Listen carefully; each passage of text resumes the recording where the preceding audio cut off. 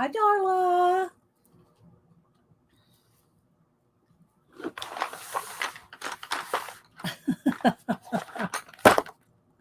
How you doing? I'm going to do some color. We haven't colored in a while, so I thought we would color. Let's see. It's a little glare. Try to get the camera straight as I can. I think that's pretty good. How you doing? How was your weekend? It is Monday, right? Get my voice going.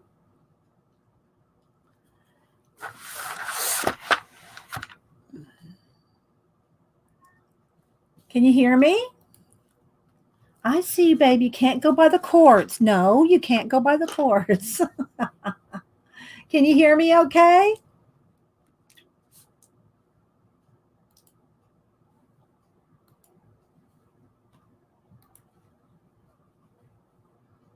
Bueller, Bueller, Bueller. Let's see here.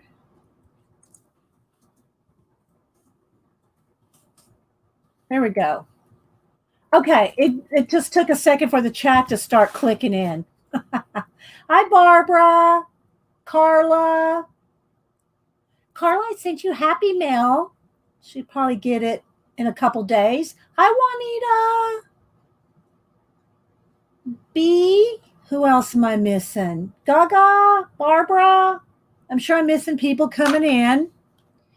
I do have to remember to, well, depending on how long, I got to put some mail in the mailbox. I don't put it out there too early, but let me make myself a note. Put out mail. I'll have to run out there real quick when I go get a coffee warm up or something. Hi, Julie Topaz. Good morning.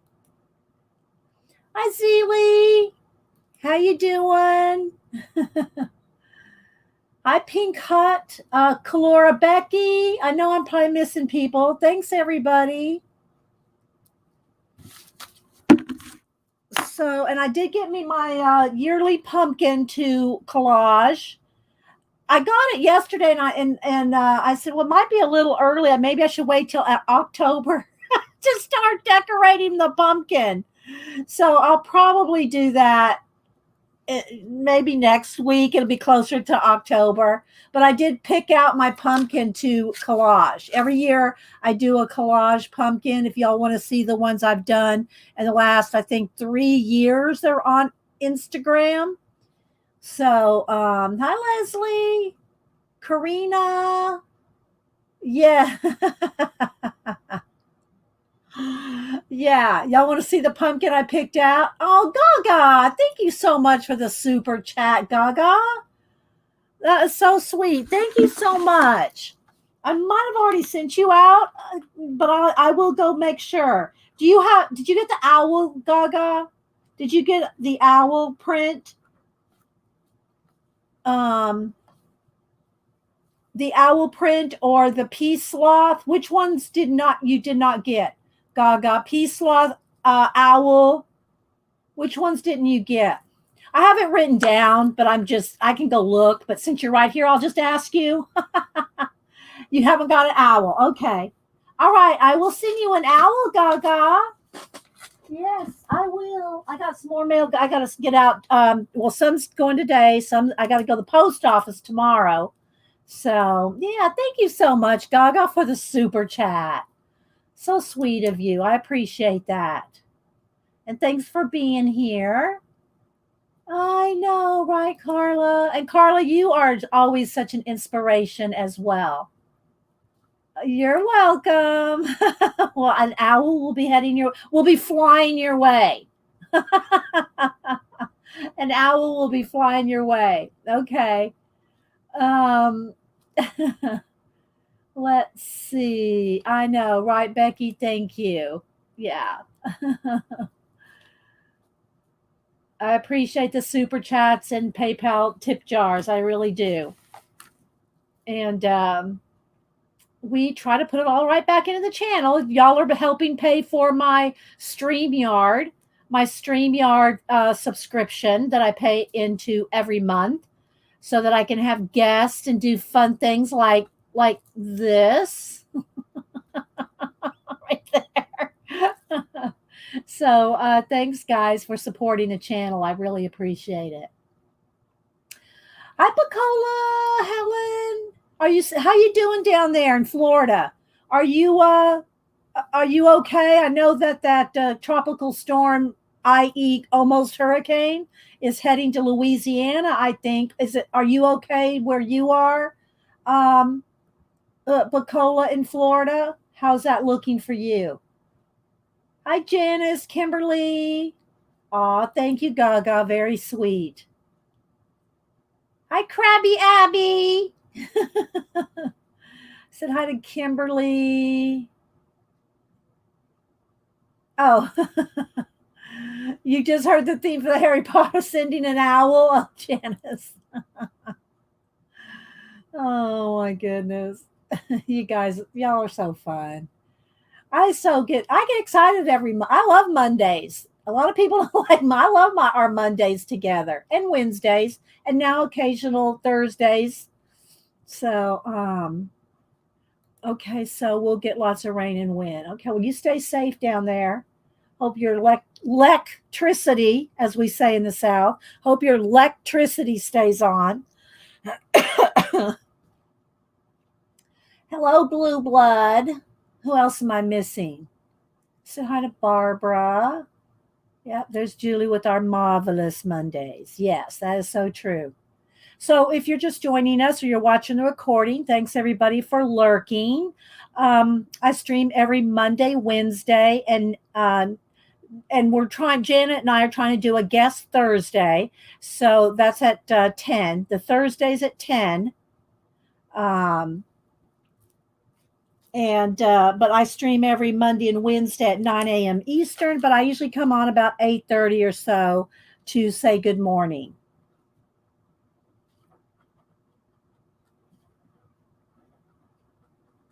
Let's see, Debbie the Doodler. Who else? Let's see, I gotta put some notes here. Yeah, we love our marvelous Mondays. Thanks, Debbie. So yeah, we haven't colored in a while. Well, we did do a what do you call it? The one where we colored the giant candy from Special Effects 4. We did color that, but we haven't done any coloring in a color book for a while. And I will zoom in. I just thought this put something here to I need to get me another one of these pretty soon. My faux wood backgrounds, because look, I mean, I'm not careful with it, you know.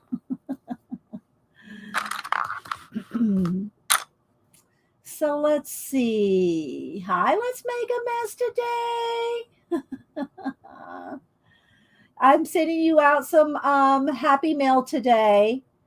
No, yours goes out tomorrow because I have to go to the post office for yours because it's a package full of art ATC starters and ATC blanks. So I sent you a bunch of ATC stuff. Hi, Janet. Yeah, that goes out. That goes out tomorrow, Dawn. There's Janet. Anne. Hi, Anne. You're welcome. Hope you can use since you've been doing ATCs with your group.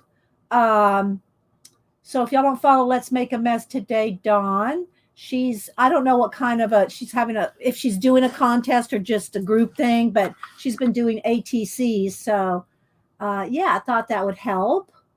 Let's see. Who else am I missing? Okay, Janet. Don't we all? I have mine. It's getting a little cold, but I do have my cranberry juice. So I keep my voice rolling. Rolling. What else? What did I work on this weekend? I had to do some errands and some things around the house. So I did get a couple more packages of the big crystal extra bold. These are the extra thick ones. They were on sale at Walmart for 50 cents. So I got a couple of these and I plan on doing a giveaway. So yeah, got these for 50 cents a pack. You always got to look at the school supply sections everywhere. Whatever store you shop at, Walmart, Target, Staples, whatever one you shop at, for those sales on school supplies. Hi, little sister. Um,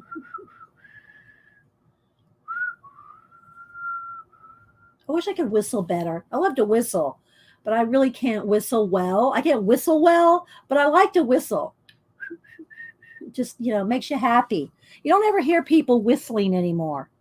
Ken, mom's husband who passed away, y'all know, Ken.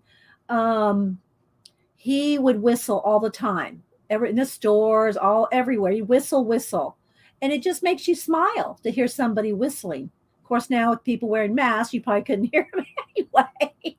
But yeah, I like to hear people whistling. Hi, Nancy. Oh, there's Eileen. Good morning, Eileen. Well, say good morning to me, Eileen.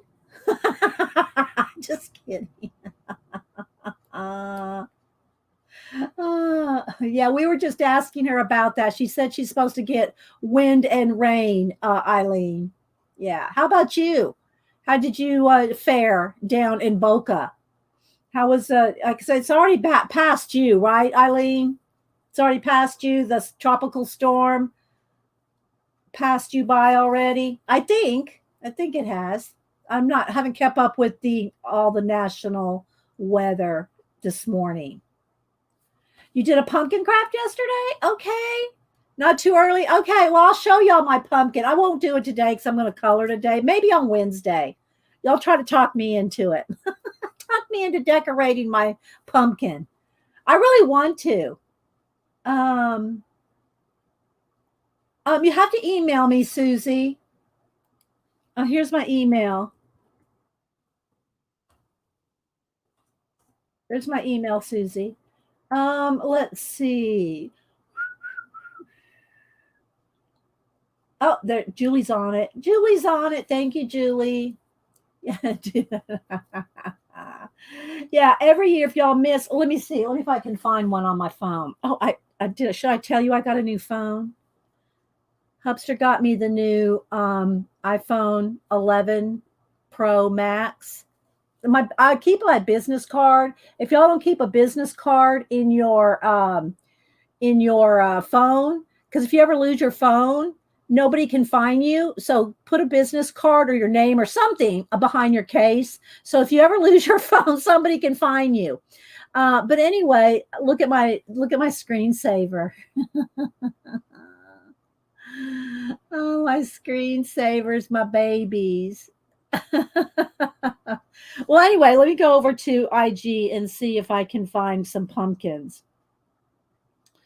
Yeah, my other phone was getting slower and slower and slower. I think it was a 7. It was a 7P. But it was, they don't last forever. Although I think I kept my iPhone 4 for way past where it was updating. Way past where it was updating.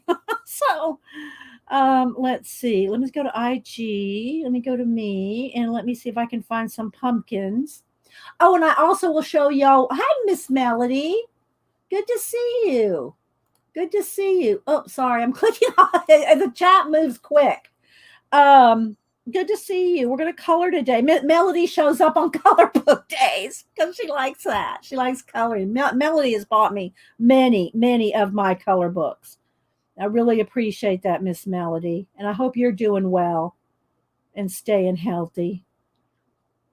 Let's see. Last October, do I have a video? Yeah, there's a little video. I did doors. It's over on IG. Just look up Inky Well or Dee Dee Willingham. But there's last year's pumpkin. I did little doors with Catherine Anderson's doors.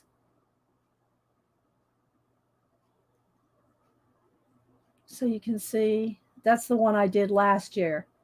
There you go, Dawn. There's a pumpkin from last year.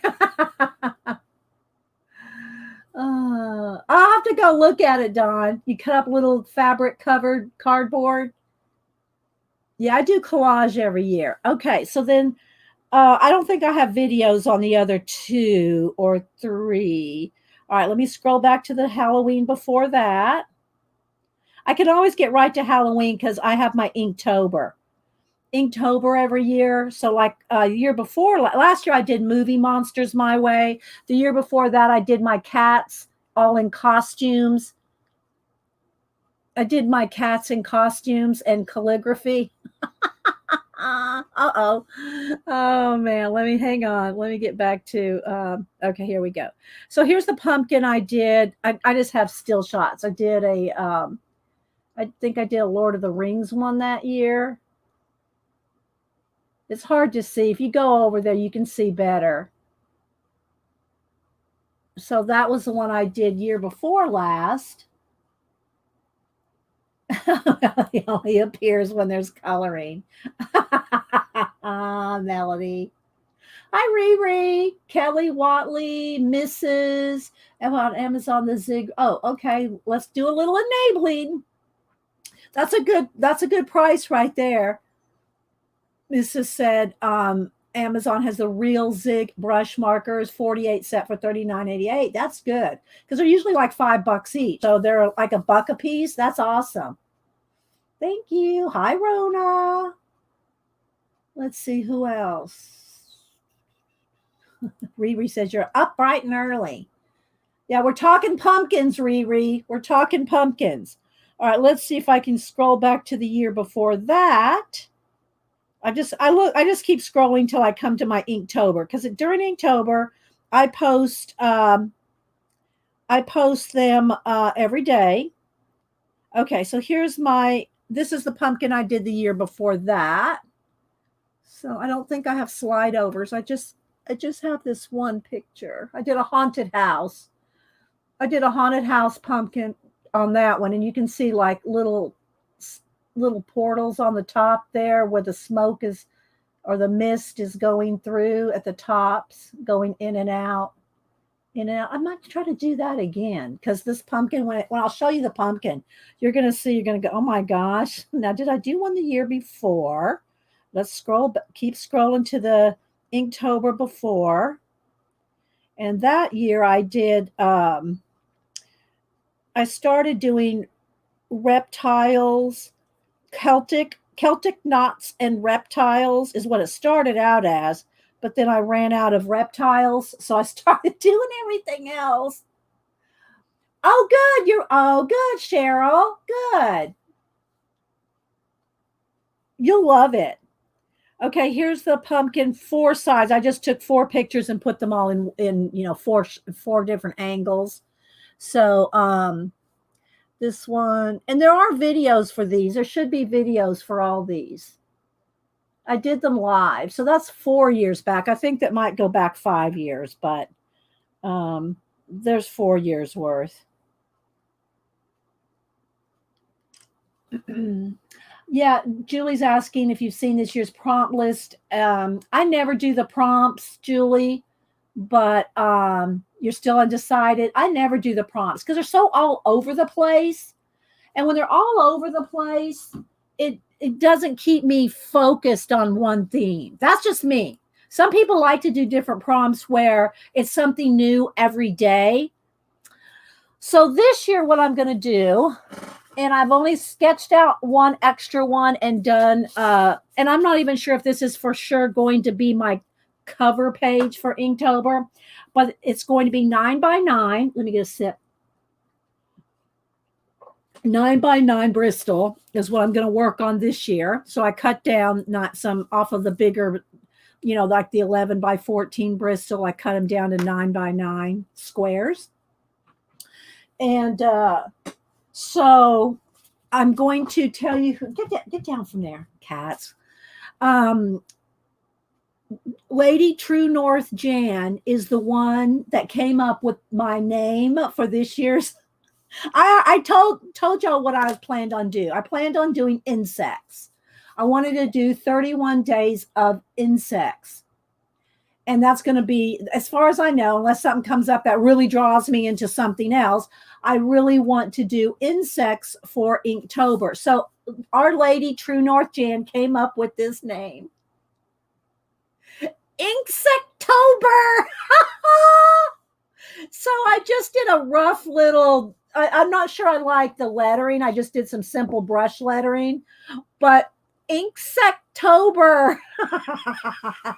I love that name. So Lady True North Jan came up with the, I know, right? I know. So that's my plan. Now, this, I just kind of did this real quick. I don't know that this is going to be my official cover. I'll probably redo it because this was just the first initial sketch. But Inksektober. So that's what I plan on doing. I know, right, Gaga? Isn't it? So thanks, Lady True North Jan, for coming up with that name. Hi, Fly. How you doing? Hi, Wendy. So she gave me the name to use. Yeah. So anyway, so that is what I know, Riri. Uh-oh, what? No, I think that's not what she's talking about. And hi, Jamie, by the way. There's a controversy over Jake Parker's new Inktober book and Alfonso Dunn's inking book. And I'm staying out of the controversy. I do Inktober for me. I don't do Inktober for Jake or anybody else. So I do Inktober for me. So if y'all have any controversy, I would recommend going and looking at Kesh, Kesh, Kesh's video. Kesh is an awesome artist as well. And so go over and watch Kesh video on the topic. I mean, that's his name. That's his YouTube channel name. But anyway, so this is what I plan on doing. This is what I plan on doing for Inktober, Inksektober. I'm going to do all insects. I have a list already made, and I started doing a couple other little sketches. But yeah. So do you Fly, will you be doing the wait, your cats are just going through my room like crazy, chasing each other through here. Do you plan on doing the prompts, Daniel, or will you make your own theme? You're not a buggy person. Yeah, I have all my lists. This is my ongoing workbook at this time of ideas, and really this is probably the last, I'd say maybe months worth of stuff I've been doing, including questions for guests and all different kinds of things. But anyway, in here I do have there's my list. That's all y'all get to see. There's my list. So I do have my list made out. Your own theme. Okay, do you know what your theme's going to be yet, Daniel? Let's see. Old romance writer, American romance from back in the day, because that's the first time I heard the term Inktober was a few. Okay. I don't know. I don't know, Juanita. That's way out of anything I know what's going on. So anyway, I'm going to do that. And again, I do Inktober for me, not for anybody else. So y'all do what you want to do. Do you, boo? Although boo, that's Samantha's nickname, is because everybody goes, oh, why do you call her boo? Because she was always so she's still tiny. And so I've always called her my little boo. This is 18 years ago. I'm sure 18 years ago, well, 17 years ago, 17 and a half years ago, I'm sure Boo, all it meant was a ghost saying something. But I always called her Boo because she was so tiny. Um, yeah, yeah, whatever you like. I did. Let's see. The first year I did anything under the sea. The second year I did Celtic knots and reptiles, which evolved. Well, Daniel, have you seen my Inktober's? Then I think the next year I did kanji. I did a real simple kanji symbol with a very simple. I tried to keep the pen brush strokes as simple as I could and still represent the kanji symbol. Then the year after that is when I did cats and calligraphy. Last year I did movie monsters my way. So will this be my 6th year or 5th year? Anyway, 5th or 6th year. Let's see. Cats, kanji, movie monsters, Celtic knots, under the sea. This will be my 6th year. This will be year 6. Yeah, this will be year 6 for me. I've done it 5 years in a row. Completed it 5 years in a row. Yeah. Fly. So anyway, today we're going to color in Worlds Within Worlds, Kirby Rosanes. Let's zoom in 1 here. We'll probably zoom in 2. Let's zoom in 1 while I do a flip, and then we'll zoom in 2. All right, so let me move my pencils to the side. I do have a set of Prismacolors in a case as well. My daughter, when she saw my pencil cases of different types of pencils, Holbeys, Lumies, all the different ones, and a set of Prismacolor in a case. And then I said, well, here we're going to use, she goes, what? You're going to give me the crap pencils? No.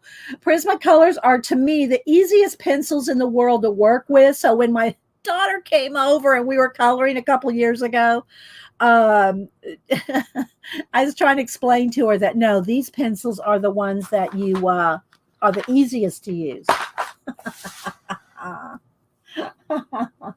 So let's see. Kanji it's the Japanese symbols. I don't have a book in here on it. Here, let me see if I can find it. It's with a K. K-A-N. Hang on. I don't know if they're in here. Let's see. There's the movie monsters. Yeah, I don't know. They're in another portfolio right now, so I'm not going to dig them out. Let me look one here. I'll show you on my Instagram. I'll show you on my IG. Hang on. Let me scroll. Oh, here we go. Okay, so I will. There's where I did Jennifer's little boy. Okay, so anyway, all right. So like for instance here. And it's Kanji. So for instance here, this was, it's day 31. I'm backwards. Let me go back to the first one because it's back, it's in posted in order. Okay, so I started with day 1 was a horse, and this is the kanji symbol for a horse. Okay, so this one was probably my most inking of any of the symbols because I tried to do them as simple as I could. There's the kanji for foot, bear. And again, if you want to see them, you can go over to my IG. There's koi. It's either koi or fish. Let's see. Yeah, fish. And I did a koi fish. Fox. Then that was just something else I did in October. Feather. So there's the kanji. Like, see, for a feather. Then there's tree. I think this was red, yellow, and blue. And there's my, this is when we did, or I just posted it again, or maybe we did the squirrel in the toilet paper with the mummy squirrel. This was all in October, 2 years ago, 3 years ago, 3 years ago. This was in 2017. mountain, plant, rain, bug, or was it bug or cricket? Cricket. Let's see, bamboo, wave, shell, fire, and then there was another color book page in October, pig, another color book page in October. I like this one. Did this one in what do you call it? Jasmine Beckett Griffith colored her in for Halloween, October. Then here is, what was this one? Snake. I think this was either compass or just this direction. I think it was direction. Another another October coloring page, book, tree, music, grass or weeds, I can't remember. Star or shine. Time, poison, moon, another color book page from that October. This is all the stuff I did in October 3 years ago. Lamp, another color book page in October. Wave, another color book page in that October. Light, and I think wind. I think it was either wind. I think it was wind. So yeah, so that's everything I did in October 3 years ago. So yeah. All right. So let me see what's. Thank you, Rona. Thanks, Kelly. So if y'all want to follow me over on IG, as long as you are an art channel of any kind, creative, I will follow you back. I don't follow guys that say, "Oh, you're pretty," and he has one person following him. Don't do that. I'm not going to follow. Or I'm single, and I go, "I'm not." Something like that, So I don't do. I'm not going to do that. Let me pull my camera just a little closer here. So anyway, if you are photography, any kind of creative, anything, I'm trying to get those lines straight on there we go. If you're any kind of creative, I will follow you back on IG. Oh, you're welcome, Riri. You got your owl. Oh, whoops, sorry. It goes so fast, you got to click like immediately. Okay, bye, Dawn. Thank you. Oh, wait, Dawn, before you go, let me show you my pumpkin. We were talking. I'm not going to work on it today. But this is the pumpkin I got. And I got it because it's really flat. Look, it's very skinny and flat. Look at this. And I collage on it. So I said, well, instead of trying to paint out the orange of the pumpkin, I can just go directly. I'll just, start gluing right on here, collaging. So I've never bought a white pumpkin. Never. I don't even, Hubster goes, I didn't even know they made them. But there was one at the grocery store. So it's kind of wonky. It's fatter on this side, thinner on this side. So it's a little wonky, but it's, it's hefty. It doesn't matter because it's going to get collaged. So I thought this would be extra good for under the camera because you can see the top. When I'm doing this, it's very hard to film it because I can't film the sides when part of it's wet or part of it's drying. So I thought maybe this one might be where we could do the bulk of the collage on the top and then maybe have whatever coming down around the bottom. So this is my pumpkin to collage this year. So it's sitting over here, ready to go. That will be the one for this year. Okay, so let's go ahead. We're after 9 o'clock, and we'll go ahead, and I'm going to do a, yes, I got the mutant white one. Oh, you want the seeds? Okay, let me make a note of that, Juanita.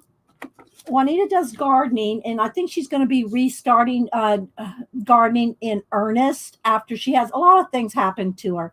And so I will save the seeds for you. Now, let me ask you this, so Juanita, I don't I don't cut the pumpkin open until I mean I end up throwing it away. Will the seeds still be good when the pumpkin starts to go bad? I mean, I can cut it open for you, maybe off the bottom. But do I need to do it like right away? Thanks guys for the thumbs up. Because I'll do it for you, Juanita. I'll cut the bottom open and get the seeds for you. But I normally don't cut the pumpkin open. I decorate the pumpkin until it goes squishy, and then I just throw it away. Okay, so Juanita says they should still be good. That's how they volunteer in your garden when you leave one in there to rot. Okay, all right. So I'm gonna make a note. Pumpkin seeds. Because if you don't think so, I will cut it open for you and get the seeds out and just glue it back together. You know what I mean. But if it'll hold up, if it'll hold up through October, then I will do that. Okay. Once it starts going bad, take the seeds out and dry them. Okay. Okay. I'll save those for you, Juanita. So will those seeds grow the white pumpkins for you? Like next year or whatever? Because I know you have to plant those like so that they grow into the fall. So when would you plant them, and how will they hold up? Okay, so here's Julie. Yes, if you throw an old pumpkin out, you will get volunteers, as we call them, the next year. Oh, okay. Okay, all right. Okay. Learn something new every day, guys. I've never tried to grow pumpkins. Never tried. I just have my little square foot gardening. It's like about a 12 by 12 foot garden. And I have, well, it might be 16 by 16. Yeah, I think it's like 16. Anyway, it's a small railroad tie garden that I just grow peppers and tomatoes but I've never tried squash, but I've never tried to grow pumpkins. That would probably overtake the yard, wouldn't it? Juanita, I don't know if she still has her videos or IG pictures of her garden. Oh my gosh, that girl, she had some gardening. She had green thumb skills in her gardens a few years ago.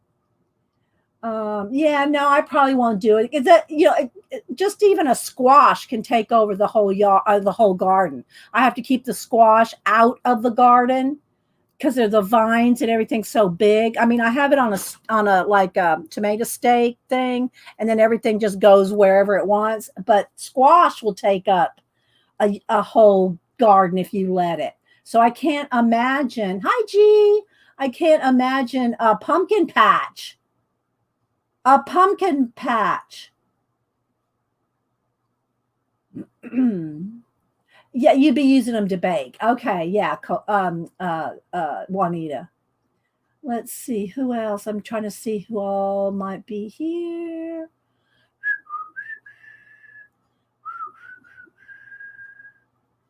Okay, so let's go ahead. I'm going to do a flip. I think I will zoom in one more, and let's lighten it up just a little. So I will show what I've got done in this book. And I thought I'm working on finishing up a page. Now I've got a few pages in here that are not finished. Well, I think, do I have any that are completely 100%? Yeah, I got a couple, I think, that are 100%. So I might just go back and forth to a few different pages. Let's see if I can get the lighting. That's pretty good. I might have to change the lighting once we start flipping through. Hi, Ashley. Good to see you.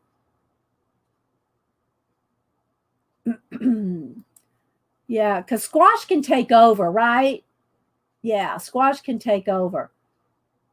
So anybody else that I missed? Magic. Good morning. D.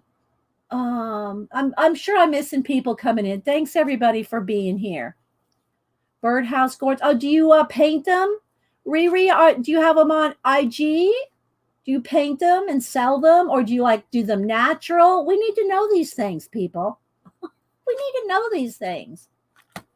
Okay, Jill, thank you. Thank you for being here. Let's see. I said hi to Molly. Hey, Hut.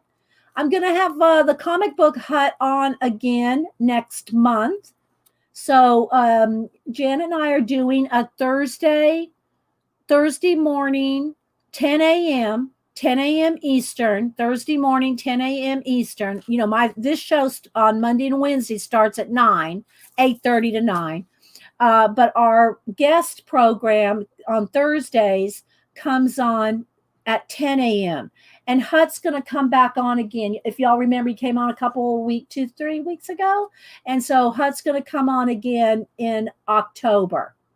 So looking forward to that. And there's Janet. Hi, Hut. So don't forget that he has the comic book Hut and the baseball Hut, and follow him on Facebook if you want to see him do. He does more drawings now on Facebook than he does on YouTube. So follow him on Facebook. Oh, you're welcome. Oh, you're welcome, Tanya. I'm glad you liked it. There's Judy 333. Riri saying 2 seeds and 20 gourds that I can see. The trail is 9 feet. I know. There's APG Jamie. APG Jamie has a YouTube channel. Who else am I missing? I know I'm probably missing people. Oh, well, thank you. Thank you, Alexandra. Thank you. Devin. Hi, Devin.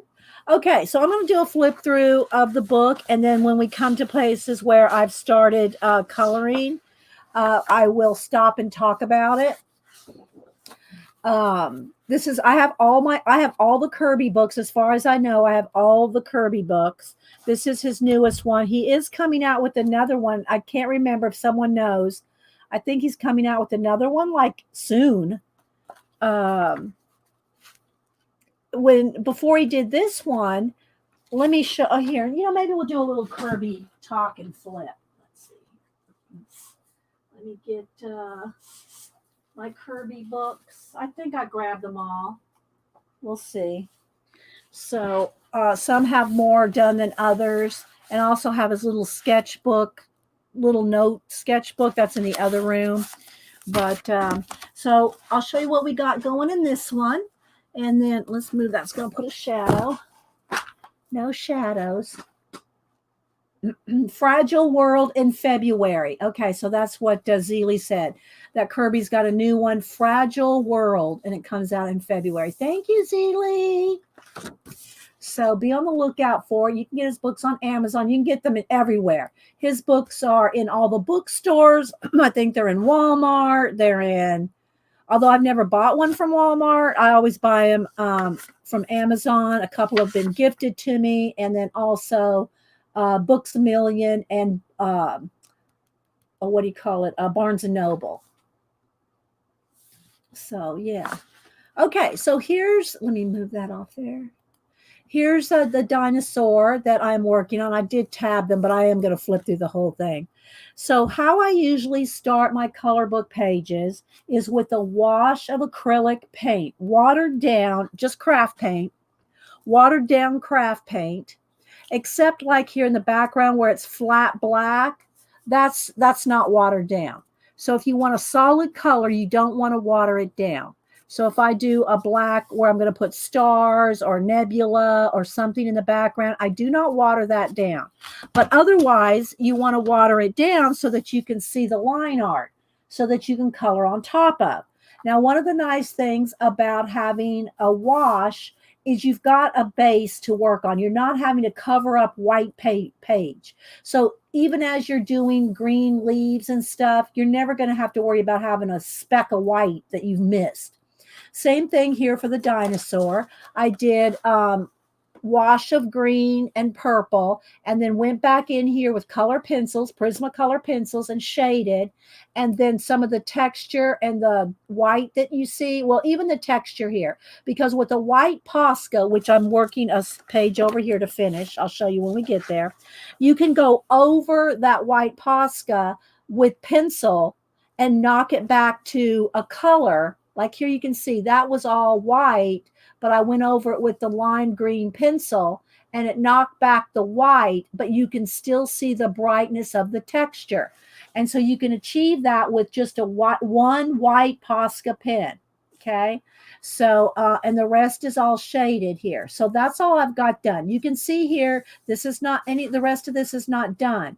But sometimes I like to leave a couple pages unfinished so you can see what, you like the Kirby pages? Everybody loves it when I do flips of Kirby. I know, Carol, everybody loves it. So, hi, Sabina. And of course, if y'all haven't seen Miss Melody's here, she always shows up for color booked episodes. I love you, Melody. I really hope that you're doing well. Probably, I would say the bulk of my Asian color books, Miss Melody is gifted to me that she's bought overseas. And I love my the Japanese, the Korean, all the different Asian color books that Miss Melody sent. We eventually get back to them. We eventually get back to them. Okay, so I'm going to keep flipping, and just so you can see the color book and what's in each one. I know she is, Devin. She is so sweet and generous, and keep Miss Melody in your prayers for her health, and she lives in a country she lives out of country, and so just keep Miss Melody in your prayers. I love this tree with the little world inside of the tree knot, a skull. I mean, I just love all of Kirby's work. It's so imaginative, and you can do so much with it. You can just color it in so many different ways. So here is the dragon eye. So again, all this was washed first with purple and green, a wash of acrylic paint, and then gone over with color pencil, and you can see some of the Posca in there. And some of it I left a little brighter, but you can go over that and knock it back to, a lavender. So, and then I left everything in the eye pretty simple, except this one building here to make it look like his iris. So, yeah. So just do a flip here. The undersea world here. I mean, Kirby's imagination is just, second to none. Okay, so here's the one I'm started to go back and work on.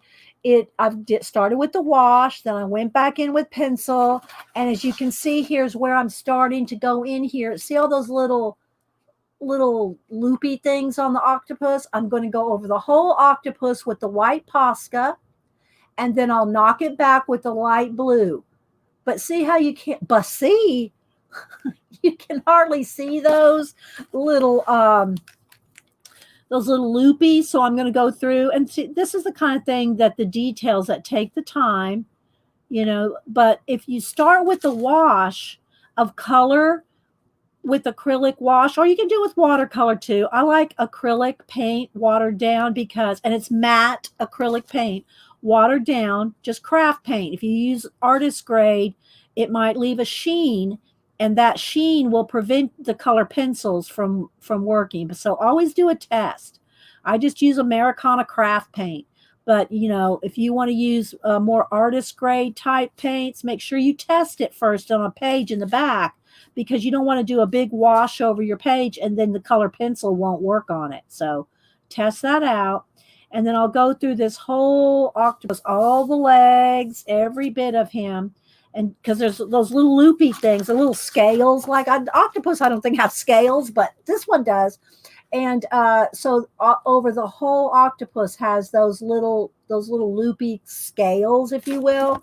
And so I'm going to go through, not right now. I'm not going to make y'all sit and watch me do this whole thing. But what I'll do is I'll go through and do the whole octopus with these little loopy white Posca marks. And then when it dries, which is dry up here, I can go over it with shading with pencil. Let me grab one here. Let's just see, maybe a white aqua. Do I want that color? And then I'll go over it. And let me just do a little section here just so you can see. No pressure over it, just light pressure. And what it does is it knocks the white back, but it still retains its brightness from the Posca. So let's just do that a little right in this section, just so you can see the difference between where it's done and where it's not. So hopefully you can see. See how now it's not white? See how it's white here, and see how it's knocked back to a teal? But it still retains its brightness up under the pencil. You can still see the Posca. So here's where nothing's been gone over. See the difference? But it's still, so you can still see that texture, but it's not bright white. But you have to start with this and then pencil over it so that it still retains that texture. That's what I did on the, that's what I did here on the, Dinosaur. Okay, don't forget, guys, put it in caps if you're talking to me so I can see your questions. We know we would sit here and watch and make a copy. Laura said, we will watch you do all those loopy things. I'm not going to make you. I'm not going to make you watch me do all those loopy things on this whole. I mean, just when I was working on this on camera a few months ago, I was doing all these little huts. Hey, huts, little huts.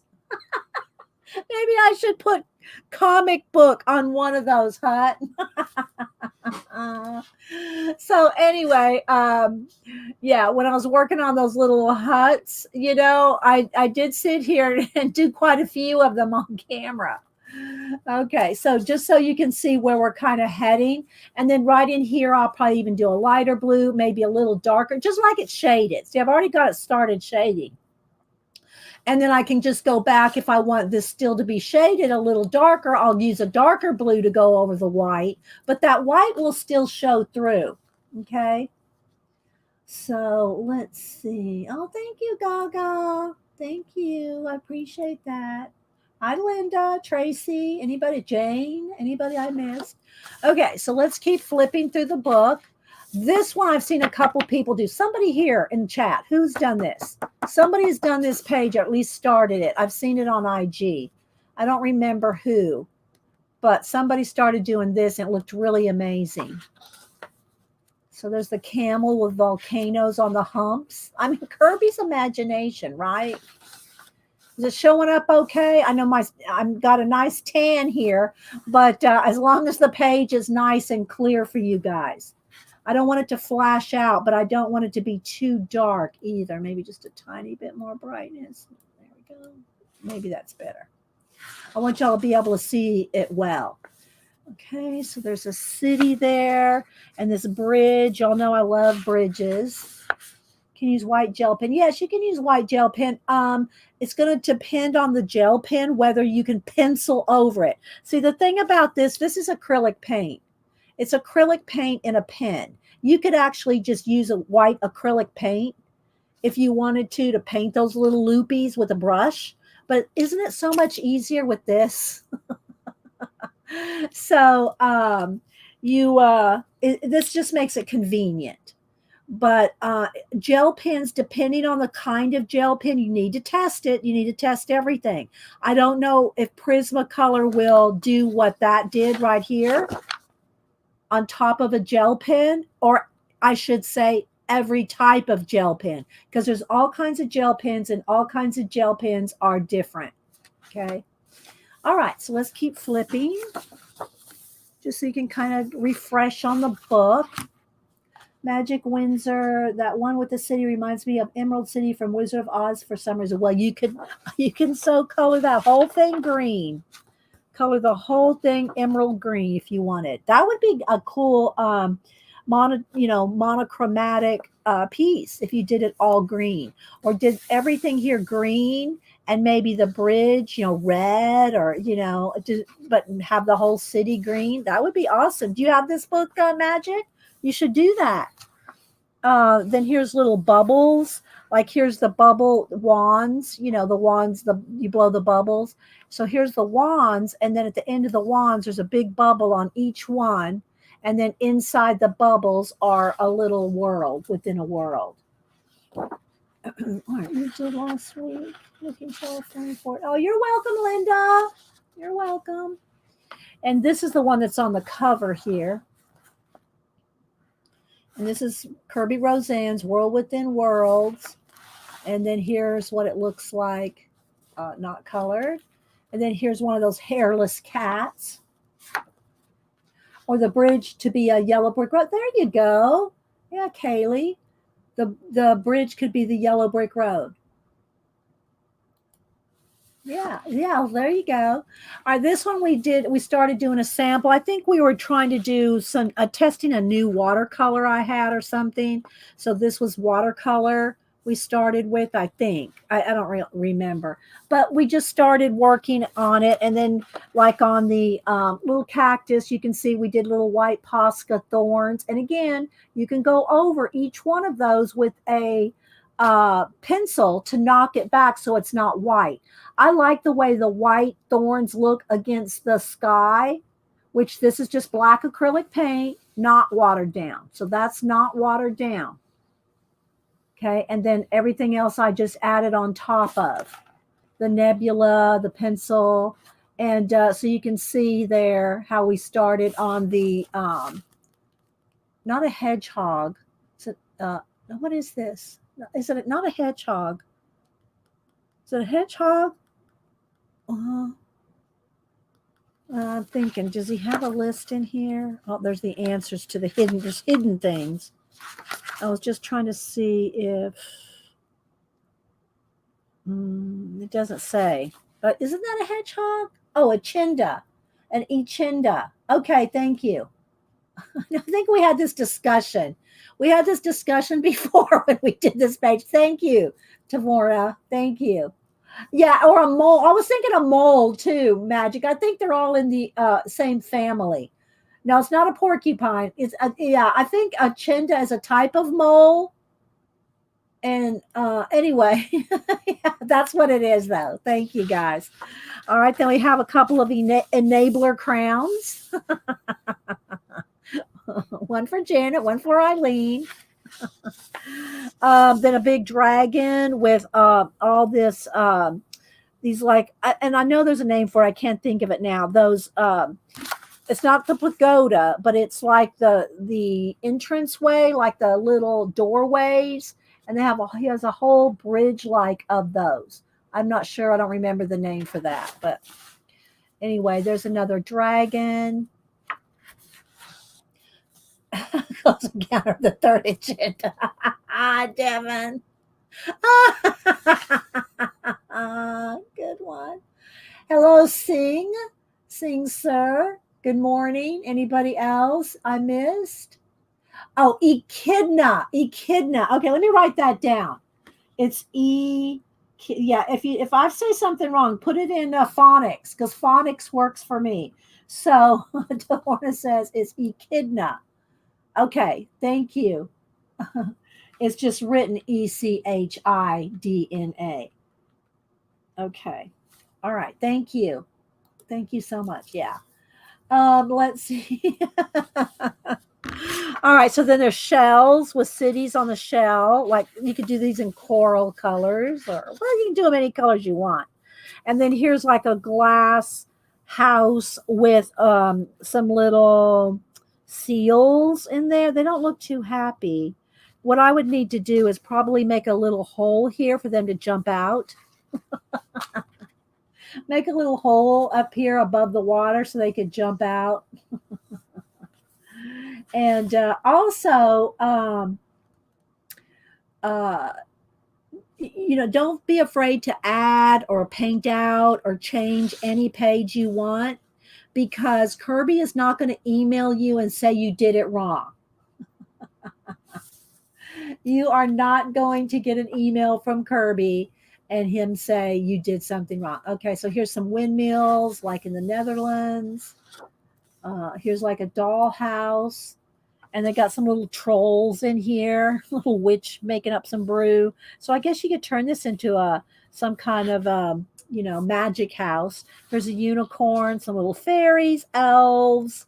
So there's just different little things going on in the house. Hi, Hedgie. All right, so this one, I worked on this on camera, but I did all the jelly roll pen in silver. I did that off camera because this took me a couple hours. So I didn't sit there and make you guys watch me draw tiny little silver lines with the gel pen. But there's a video on this. And then I also outlined in the silver gel pen. So you can see there all that right there with the silver gel pen on the inside of. But there's a video on the flower. Thank you, Deb. Devin Rex. Thank you. Okay.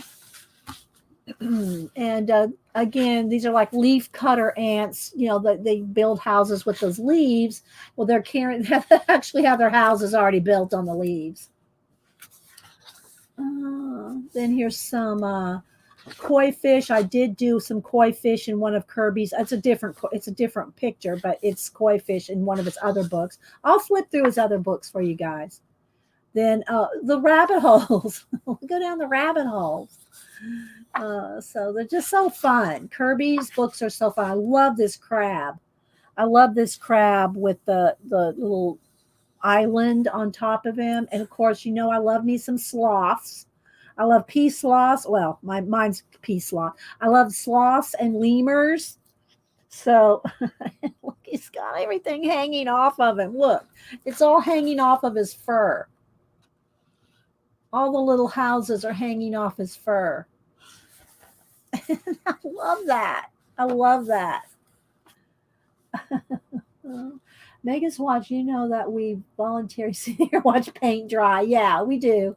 We do watch paint dry, Julie. Okay, thanks, Jamie. Y'all make sure and go check out APG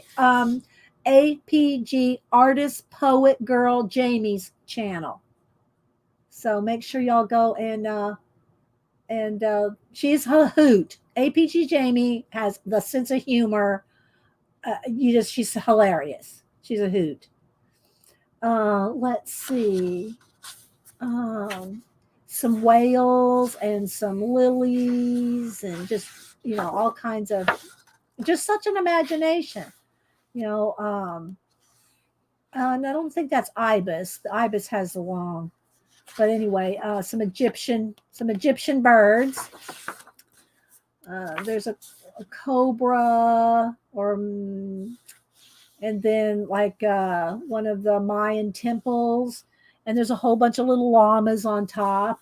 And look, it's all in a helmet. I want to do this one too because I will do streaks of stars going across his helmet. Like he's in space, because this will all be painted black and he'll be in space. Let's see. Ben's drawing. Hi, Ben. Welcome. Amateur artists. Well, we love artists of any type. Artists, crafters, photographers, fabric, any kind of creatives we like here. And we try to do a little of everything. So we have a lot of different mediums that we do. Hi, Susie. How's it going? Anybody else I missed? I'm sure I'm missing people coming in. So, and there's all hidden things. And in the back, he has where he has a little key to where to find everything that's been hidden. I love this. Look at these candles melting. I might want to do that. I don't know. We'll see. I like all of them. Then here's a crystal ball, and you can see all the things going on in there. And did any of y'all watch The Librarians? I think the season was canceled in 2018, but they did another marathon over the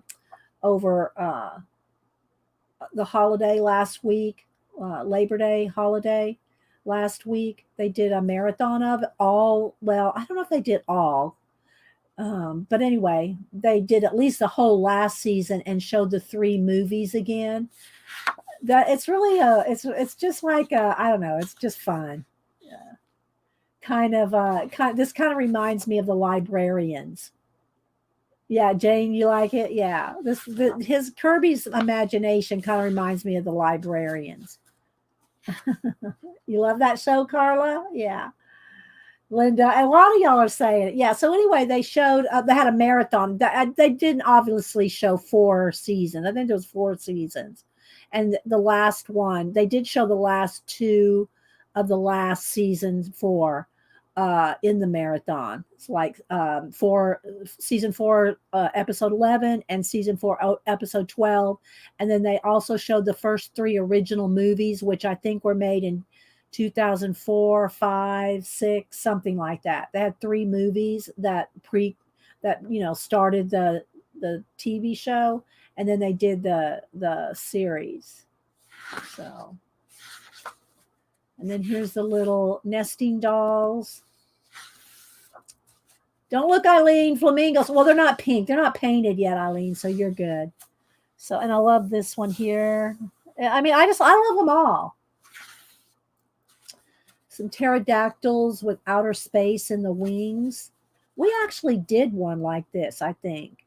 No, I don't know if it was pterodactyls, but some other kind of bird that we put space in the wings in one of his incomplete. He had some in one of his books, incomplete things that you had to fill in.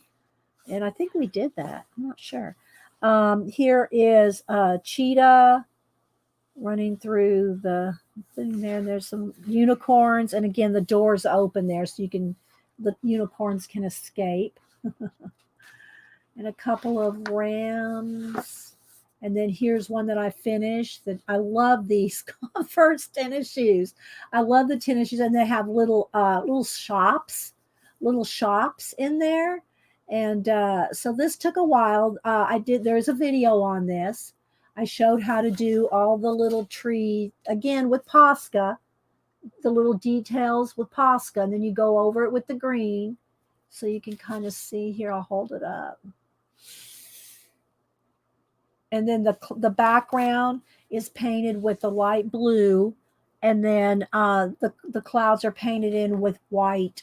I just scruffed in the clouds, real simple clouds, just to make it all cloudy. Yes, I like Josh Gates too. I have that. I think I have that recorded, Jane. This last Wednesday. Yeah, Josh needs to get out from behind that desk. Just saying. Put on a mask, Josh, and go somewhere. My mom and I watch him as well. Wednesday night Exploration Unknown. I mean, he's had like 5 different shows. You know, he used to do monster hunting 10 years ago, and then he's just evolved into, kind of the explorer show that he has now. And of course, now he's just been interviewing guests because he doesn't go anywhere. He stays behind his desk. Okay, don't tell me, Jane. Thank you. And then here's the answer. We just did some color testing here with different, there's the Arteza and different brands of watercolor here just to test them. But of course, I can paint right over that, just use it as a test sheet. And then all the answers of where to find the hidden things are behind there. So that one is World Within Worlds. Again, I am working on doing all these little loopy loops on the whole octopus. Will have to be covered with those little loopy loops, and then I'll go in like you saw here and pencil over it to knock it back so it's not white, it'll be light blue. Okay, So there's that one. There's World Within Worlds. So, and in no particular order. Okay, I think this was, he did this one and this one were supposed to be, if I'm not mistaken, they're supposed to be half books. So they're a little thinner and less pages because I think this was at a time where I think he was going to get out of color book making.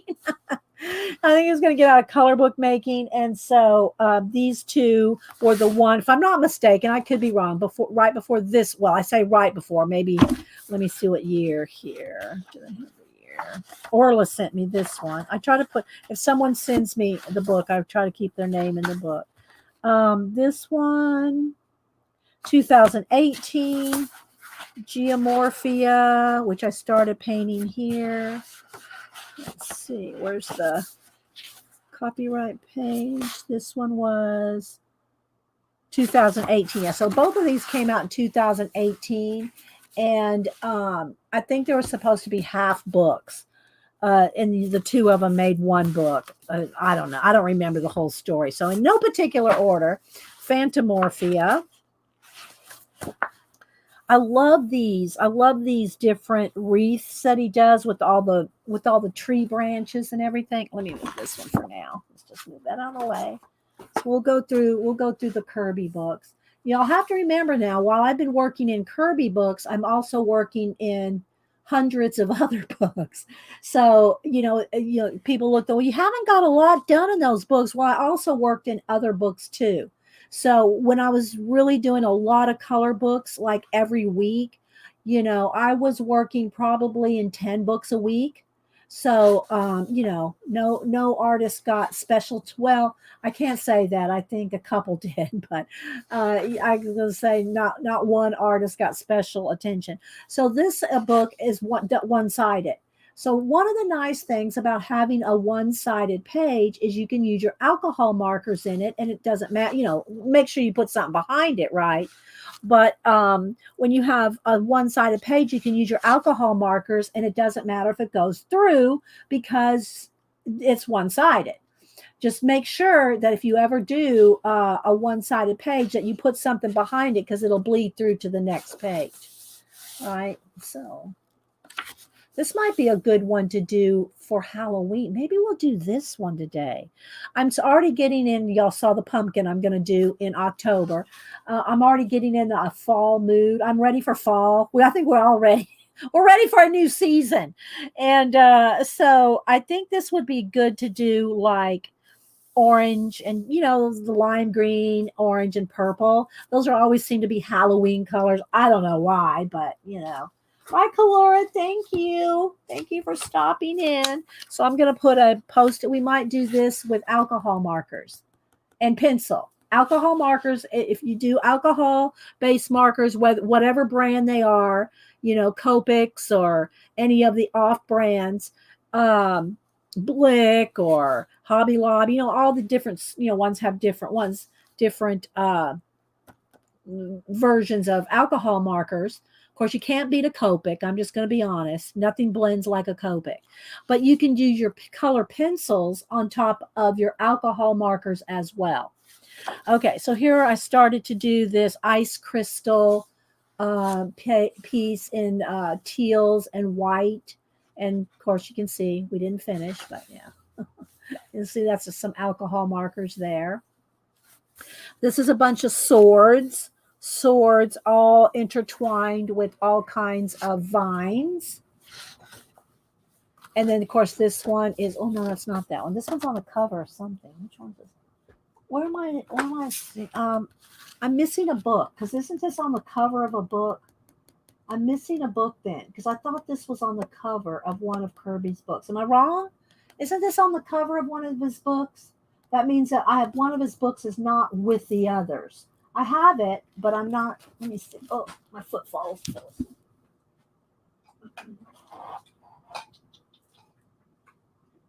I'm not seeing it, but I'm pretty sure that there's a book with that cover. I might be missing a book here. I mean, not missing it. It's just not with the other ones. I try to keep authors together. It's Color Morphia. Yeah, I have it. but it's not with these. So I must have pulled it out and was using it. Let me see. Hang on, guys. Let's see if I can find it. Color Morphia. I know I have it. It's here somewhere. I'm looking on my shelf. Color Morphia. Okay. I'm not seeing it. I don't want to spend all morning looking for it. I have it here somewhere. And I'm looking for a black cover, spine. So let's hope it's not there. Let's see. Color Morphia. I have it somewhere. But I'm not seeing it right now, guys. So Color Morphia has this cover on it. The cover's white. Oh, that's probably why I'm not seeing it. I'm looking for a black spine. All right. Hang on. Flipping.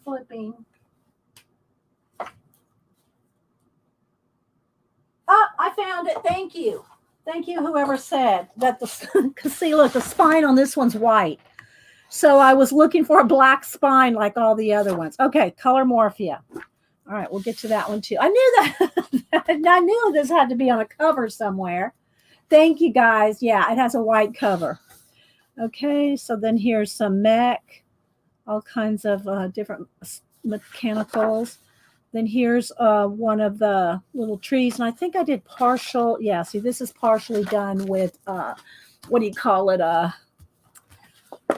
Alcohol markers, and then I did do some glitter in there, and then of course I painted the background black and did my own little steam coming out of the little steampunk machines.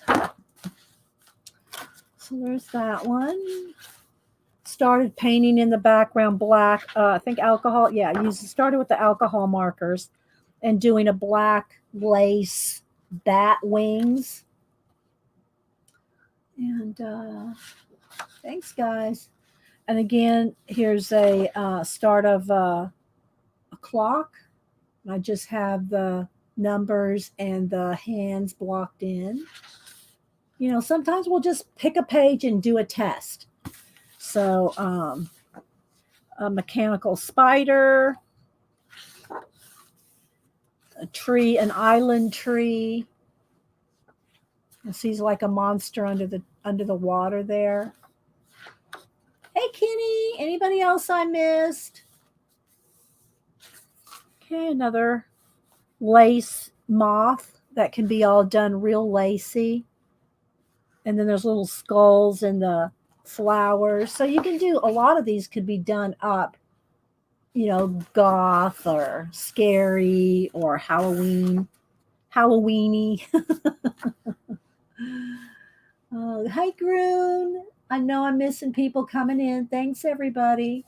So this one's kind of creepy cool, too, with the skulls and the candles, the melting candle wax, and the gargoyles, and the werewolves, the dragons, pumpkin. And somebody did this one too. Was it Anne? Was it Colorful Life Anne? I can't remember who. I've seen someone do this pumpkin. Started here coloring in the clock with the peacock, the clock. And then here I started doing coloring in everything that was red. I did that with alcohol markers. So everything that's red, I just started doing that. See, here's one of the things too, guys. I don't mind moving from page to page. I know a lot of people, and it's fine. It's just whatever you can like to do. If you like to complete 100% complete a page before you move on. Becky did it? Oh, okay. Kalora Becky or what Becky? Which Becky did this? I didn't think it was Kalora. Which Becky, Devin? Becky, yeah, I understood Becky did the pumpkin. Yeah. But I don't know because I saw it. I saw the pumpkin done, but I don't remember which Becky it was. Hi, Gail, Melinda. It was Kalora Becky. All right. Well, she already left, but let's go ahead and I'm going to look her up on IG. Oh, Devin. Devin. I just saw this. You posted this 11 hours ago and you popped right up on my feed. Look. Devin. Love that. So y'all go follow Devin Rex for art there. Look at that. So pretty. Okay. Yeah, so go follow Devin Rex. Now let's go over and look up Colora. And so let me scroll back and look for her pumpkin. Oh, there it is. Let me get, she has it in stages, so I think this is the finished one. She says, it looks done, but I'm going to have to work on the face again, but happy with it overall. I knew I'd seen it. I knew I'd seen it done somewhere. So there's Becky Colora. There's Colora Becky, if you want to find her too. She's also a color pencil artist and portrait artist.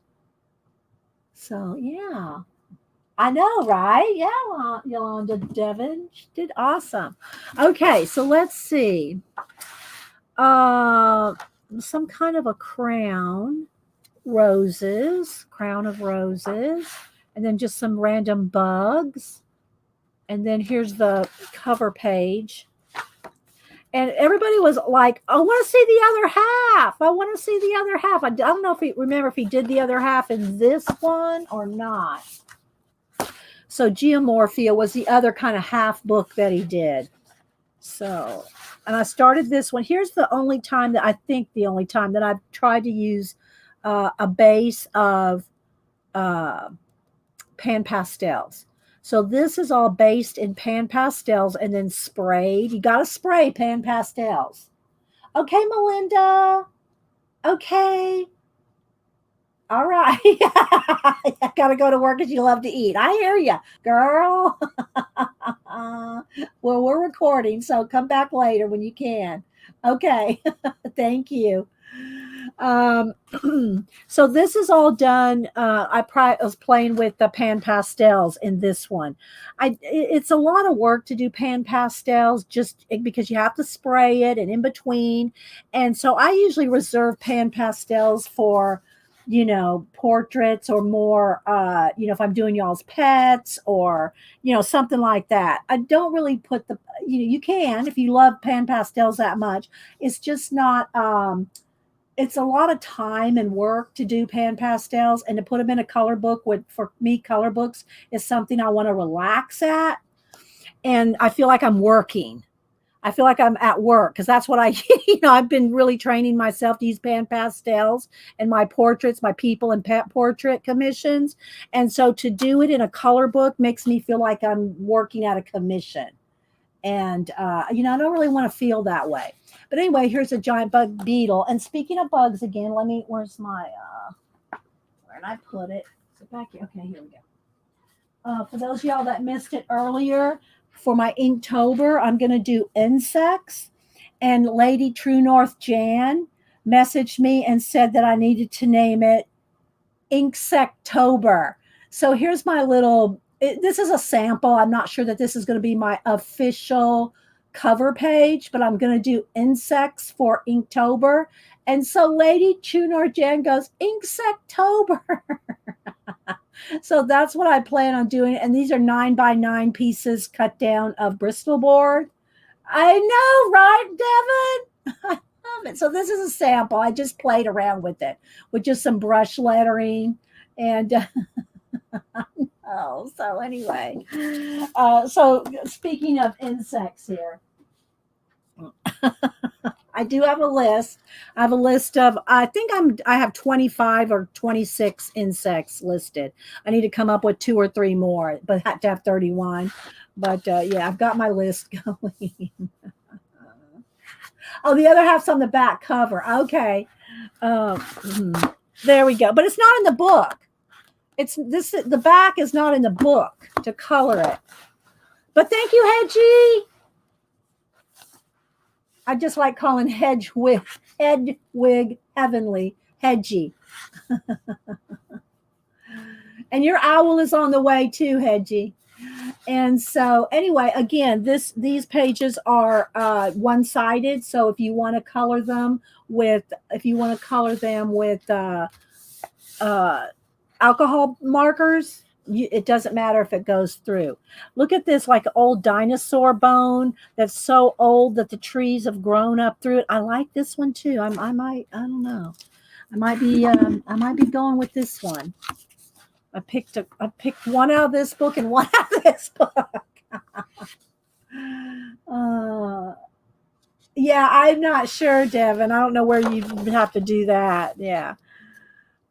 Here's some different wolves coming, or maybe I don't know. Yeah, I don't know. Maybe yeah, they're wolves. Although it was kind of like they have antlers, but coming out of the volcano.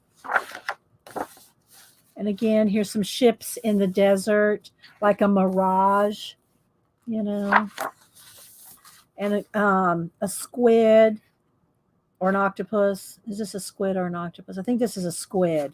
Yeah, that squid has those long tentacle arm things. So I'm liking this one too. I like so many of them. I want to get started on all of them. And then here's the polar bear under the ice. A tornado of horses, like that could be the apocalypse thing going on there. Like a big cliff, like you'd see in King Kong with the waterfalls, little planes and hot air balloons. And then like some kind of a magical city that somebody's come up upon here. Kind of ruins, crumbly city, kind of hidden. You wouldn't know it was there with the different faces like that. And then here's another city hidden in a cave. You can see the bats and the stalactites and stalagmites. I forget which is the ite and which is the mite. One goes up, one goes down. Let's see, a bunch of seahorses. Here's an elephant with the tree trunk. Ha ha ha, Kirby. Kirby does like a lot of those play on words. Oh, okay. Thanks, Cat and Paste. She said the other halves of the wolf and the polar bear are in color morphia. I think I knew that at one time, Cat and Paste. Thank you. Yeah, let me put that up there. Yeah. Thank you, Cat. The tree trunk for his trunk. And here's a wave and the little boy in the little canoe here. And there's these giant bulls in the waves, and he's like going to fight them, I guess, there. And again, koi fish, a nice pagoda, a bridge. Like this is all like in Japan. The type top, light, and bottom. I missed something there. Juanita. Stalactites hold tightly to the ceiling. Oh, that's how you remember it. That's good. Good, Devin. But I would say, no, guys, stalactites hold tightly to the floor. But I see that's a good way to remember it. Tights on top, mites down below. Yeah, y'all have your little ways of mnemonics for remembering things. Good. Oh, that's good. Okay, so here's a snail with his house there with the different tiers of, where they plant things like on tiers. Let's see. This is like layers of time under the dirt there, waiting for an archaeologist to come dig it up. Here's a whirlpool. A snake that turns into a river. The giraffes with little trees growing on their horns. I love that. I love this one. Okay, I'm going to flag this one too.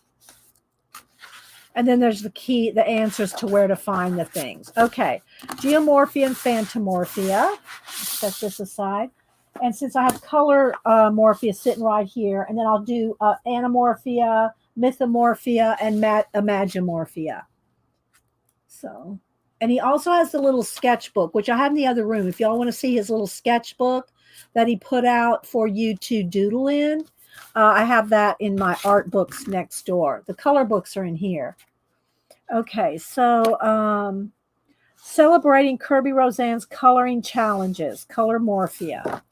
Okay, so this is he's got it's about 5 or 6.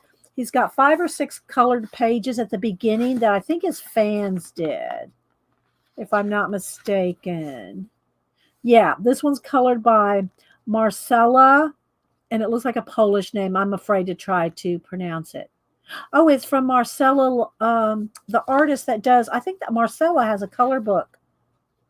I think. But anyway, so these pages at the beginning have colored pages from his different books. Like I've colored part of the bear. I've colored King Kong in other books. So I think these are pages that I'm not sure if they're in this book too, but they're from his other books. The Galactic Bear, the Dark Raven, and see, I've colored these swans in Anamorphia, I think. And so he's got little write-ups about the artist that colored them and about the art itself. And then here we started doing something with gel pens, just with the glitter gel pens. We were playing with glitter gel pens one day. So you can see they're shiny and glittery. So let's see if you can see here. So we're going to do, we're going to work on doing this whole thing in glitter gel pens.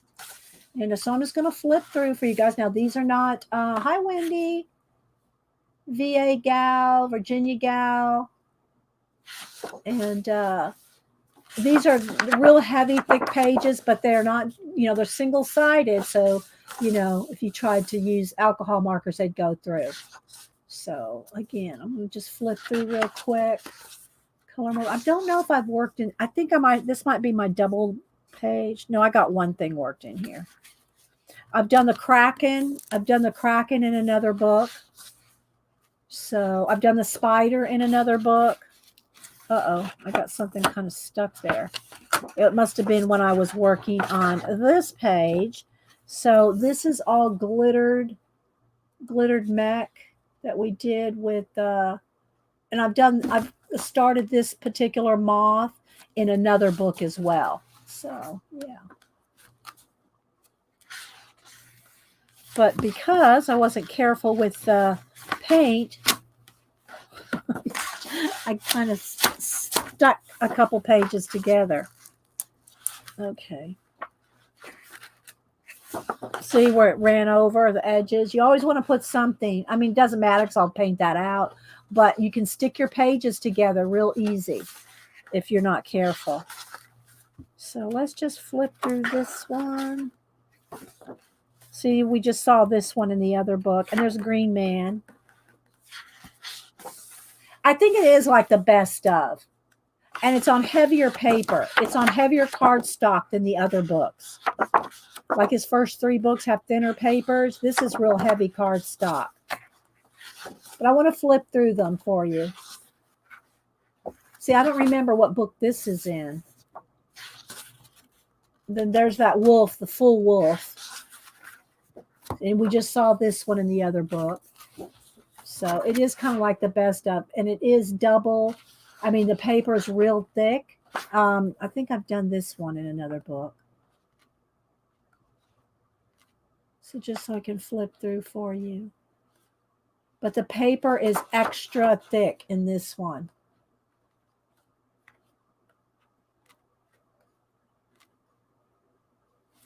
And this one's a double page in the other book because I've colored this one. This has a double page spread, so he only put one side in here.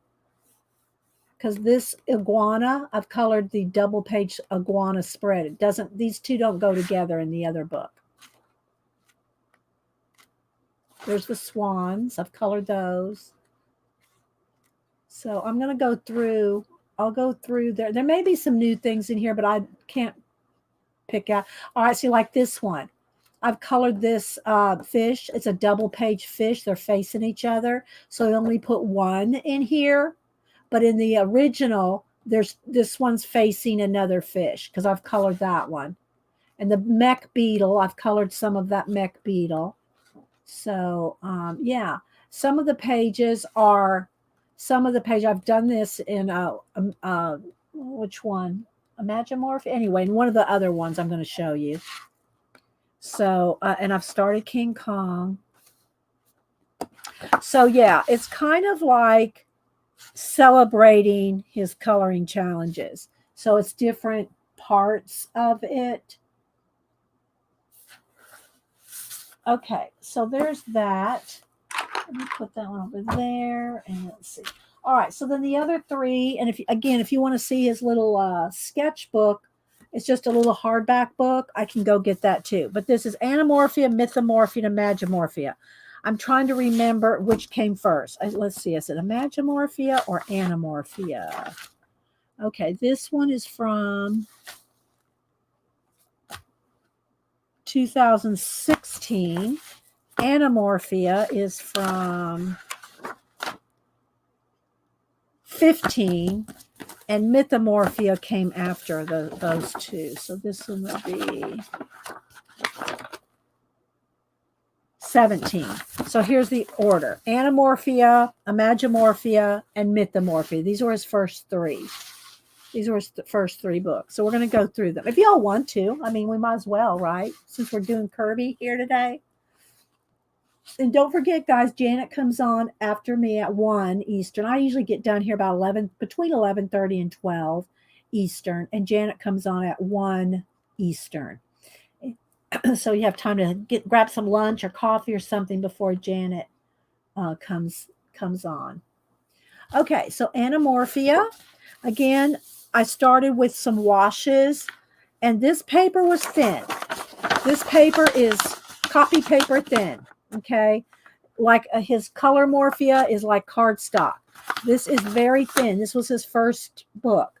And so you can see a little buckling here, but I don't care if something buckles or warps. I still like washes, but if you do washes of acrylic paint or watercolor or whatever kind of washes you do, you want to test, and this is not just these books, but any books. Test the books on a back page where you can practice, doing different techniques and see what happens. Because some books are very, very thin, like Bennett Klein's books. Bennett Klein, which I think I have all but, I have a stack of Bennett Klein's. Let me see. I won't pull them right now. I got 2, 4, 6, 8, 10. I got 12 different Bennett Klein books. And they're all on like Create Space paper, which is copy paper that you get from Amazon. I haven't seen if Bennett Klein's done anything new lately in the last couple years. If any of y'all have kept up with Bennett Klein, I used to be in Kirby's, Bennett Klein's, all these different Facebook groups, coloring book groups, but I left all my coloring book groups because I did not have time to really participate. And I felt like if you're going to be in a group, if you're going to be in a Facebook group or any kind of online group, you're there to participate, to, do your part, encourage others, color in their books or whatever thing that you join the group for. And if you can't do that, it's like, to me, it's like, why am I in a group I can't be a part of? So I left literally all my color book groups. Not to be, not to diss on any color book groups. I just did not have time to do them justice. I didn't have time to do them justice. So I left them all. So anyway, I have not seen what Bennett Klein might have been doing lately. He and his daughter did color books. Okay, so here we go. I'm going to flip, and again, you can see it's this is a thin paper. Now, he has reprinted a couple of the different ones. I don't know which ones he's reprinted. I don't remember which ones he's reprinted. And if he did reprint them, if they're on thicker paper, I can't say. So, I can't say that he hasn't done a newer version of this. But you can see how it kind of warped a little there. You have to be careful when you put water-based medium, whether it's watercolor, watered down acrylic paints, whatever it is. If you're using it in a color book, you want to do light washes And don't just keep piling on the water. Do light washes and let them dry in between, and you'll have less bucklage or warping. But I don't care if it does that. But some of you might. Some of you know. It has nothing, Tracy said nothing new. If you're talking to me, if you put it in caps, I'm thinking you're talking to me.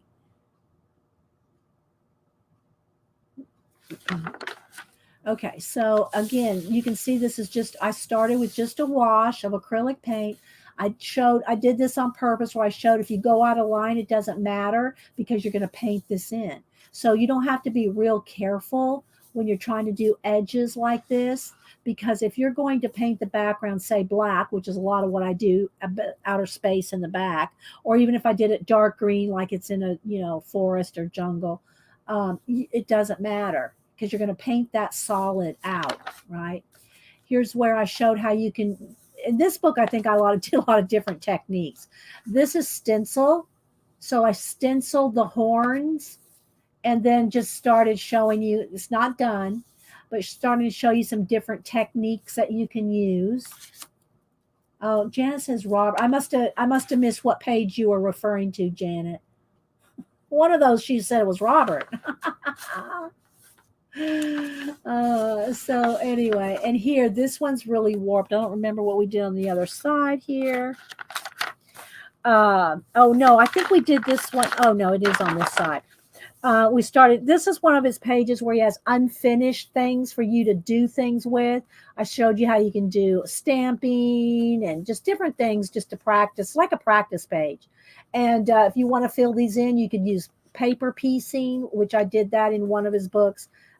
Paper pieced in those. You can do all kinds of things. Here's where I got a little carried away with the water. And whether I did it on purpose or not, I don't remember. But you start with a wash like this. And there's some pages in here where I showed the before and after. So you can see where it started to get washed in. And then you can go back in here and start shading with pencil. You just grab a, let's see. I don't know if this is going to be dark enough now. Let's see. I need a purpley blue. That's too blue. I almost need a purple, a lavender color. And then you can start going in here and shading and start, doing the details. And a lot of the where to shade is done there with line art, so you can kind of tell where to go in. Some people go, well, I don't know where to shade. Well, the first thing that will help you is if the artist has left you any hint of where they shaded it, right? So you can start going in there and doing detail. I'm talking to you. He did. Oh, okay. Tracy said that he did one more book featuring some collectible, and that's it. I texted him a couple months ago and he said nothing. Yeah, I hope he's okay. I haven't kept up with them, but he was really, Bennett Klein was doing awesome color books for a few years, 2, 3, 4 years. And then of course I hadn't kept up with them after I left all my color book groups, so I don't know what happened to him after that. Again, a wash, and because this is very thin paper, you got to be conscious that now if you're going to color in the background, you might see a little warping along the edges and stuff, like right there. You can kind of see. I'm trying to get it to right there. But by the time you paint in the background, you're not going to notice it very much. Okay. But I'm just going to flip through. This is one of those books where he wants you to complete a lot of things. There's a couple things. All right, so here's my fish. And remember, I showed you in one of the other books, he had just one of these fish in Color Morphia. Well, there's actually 2 fish. So you can see that this one's done. Question, does anyone know if versions like the French editions are different paper? I heard on one Groon, I heard someone say on one, I think it was UK. I think one of the books came out, and I don't remember which one, One of the books came out in UK before it did in the US. I think it's on different paper, but I can't tell you which one it was. I don't remember. But I think there was at least one that had different paper. Oh, thank you, Scrap Girl. Well, get moved. Are you moving to a different city, a different country, or just moving houses? Scrap Girl 12. Are you how big of a move is it? I've moved 30 times in my life. I hear you, girl, moving. I've lived in this house. Until I completely downsize and find, like move closer maybe to Denise or something. I don't want to move out of this house till I have to. I don't want to move again till I have to. Of course, Hubster, he'd move to Alaska in a heartbeat. He'd pack up everything and just let's go to Alaska.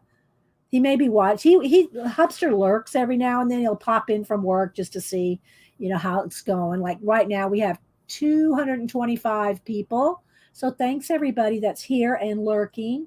So he would move us to Alaska tomorrow. Yesterday, we lived in Alaska for 3 years, and he loved it. So I'm waiting to see if Scrap Girl answers, or maybe she's already gone. Okay, so here's my owls. And I did these kind of like in fall colors with all the fall leaves and everything. And Kirby has these little creatures he always hides and puts in different places in his book. So I kind of try to distinguish them, make them stand out. But there's some owls there. Oh, really big move house for me and my daughter to different cities. Okay. Yeah, a different city. That's a big one. Different state, different country. Yeah, I know. Here's one of the ones where he leaves these blanks for you to do whatever he's inked into and left the others. So right here, I showed you this is just a piece of scrapbook or some kind of decorative paper, and I just cut it out. Now, if you want to do that, how you want to do that? If you want to cover a page with paper piecing, what you want to do is take a piece of tracing paper, put it over this. Trace that out, then take your tracing paper and put it over your decorative paper and cut them out both at the same time. Then you'll have the exact shape that will fit in those spaces. This one is still in progress, and I've gone through these a few times, so I've at different times tagged them to show you stages of different ones. So here I've started coloring in the fur here, but this started off as just a wash. See how it's just a wash of acrylic paint? And then here's where you start going in with the pencil. Start going in with the pencil and start shading. See, it starts like this. And then you start shading, and I've started adding some white Posca highlight right there. So in his face, I just started doing this section so you could see how it comes. Thank you, Kenny, how it comes along. Here's another one where I've done a wash and started working right in here with pencil so you can see the difference. So here's what it looks like with just a wash of blue acrylic watered down paint. And then here's where we started shading in with probably just one color pencil. That's probably one color. So you can see you have a base to work on. Hi, Lisa, Patricia, Becky and Steve, anybody else I missed? So you start with just a wash. And so you're not just working on a piece of white background. It gives you something to start shading on top of and adding the detail and the dimension. Well, you gotta just practice, Estrada. Gotta practice. It's like anything, guys. You gotta practice. Here's just a wash of gray on that elephant there, and here, look, doodle more crows. So this was kind of a book that he wanted you to be interactive with. Same here for these fish. He did a couple for you, and you could, if you're a Zentangler. You're a Zentangler like a Janet, which, by the way, I hope Janet will bring out her Zentangle book. She has little like ATC size Zentangles in a book. So, Janet, are you listening? Can you bring out your Zentangle book today? Oh my gosh, guys. She has I think she guesstimated 300 different tangles. Zentangle cards that she's done. So if you go over to Janet's at 1, y'all beg her. I mean, ask politely if she'll bring out her Zentangle book to show you. And then here's the bear. Okay, so here's, again, started showing you how, here's a wash of purple, just watered down acrylic paint. And then you can go in and start doing different details. So as you know, in the other one that I'm working on that I want to continue working on, Worlds Within Worlds, I showed this a little while ago. Here's where I'm showing you how I'm going to go in and do the whole octopus with these little white loopies with the white Posca pen. And then here you can see where I started shading over the top of the white, and it knocks it back. It knocks back, but you can't do that with color pencil. It just doesn't work. If you tried to even if you could get all those white loopies with the color pencil, you're not going to get it to, you can't go over it like that and not have it smear or blend away, right? So that's kind of what I'm doing here. I just haven't gone back over much of over the top of it to make it look textured. The same thing for the dinosaur. It's the same kind of thing with the dinosaur, where I'm using Posca to give it texture and then go back over the Posca. Now it's not completely done, as you can see, but you go back over the Posca and then knock back the white to the color that you want, but it still retains a brightness. This one right here is World Within Worlds. We showed this one a few minutes ago. This one right here is Anamorphy. I think this was his first one. Okay. Okay, so here's the iguanas. Remember, he did this one in the Color Morphia. This page he reproduced in Color Morphia, but this page wasn't in Color Morphia. But yeah, so here's the whole thing done with, and if you notice, this is just what I like to do. Again, I qualify it by saying, unless you're doing a whole flower garden, but I try to keep it like with 3 colors and then accent colors. But if you keep your page to like 3 colors, main colors, within like some little accent colors, but like you see, it's green, blue, and yellow, then your page is going to come across as cohesive.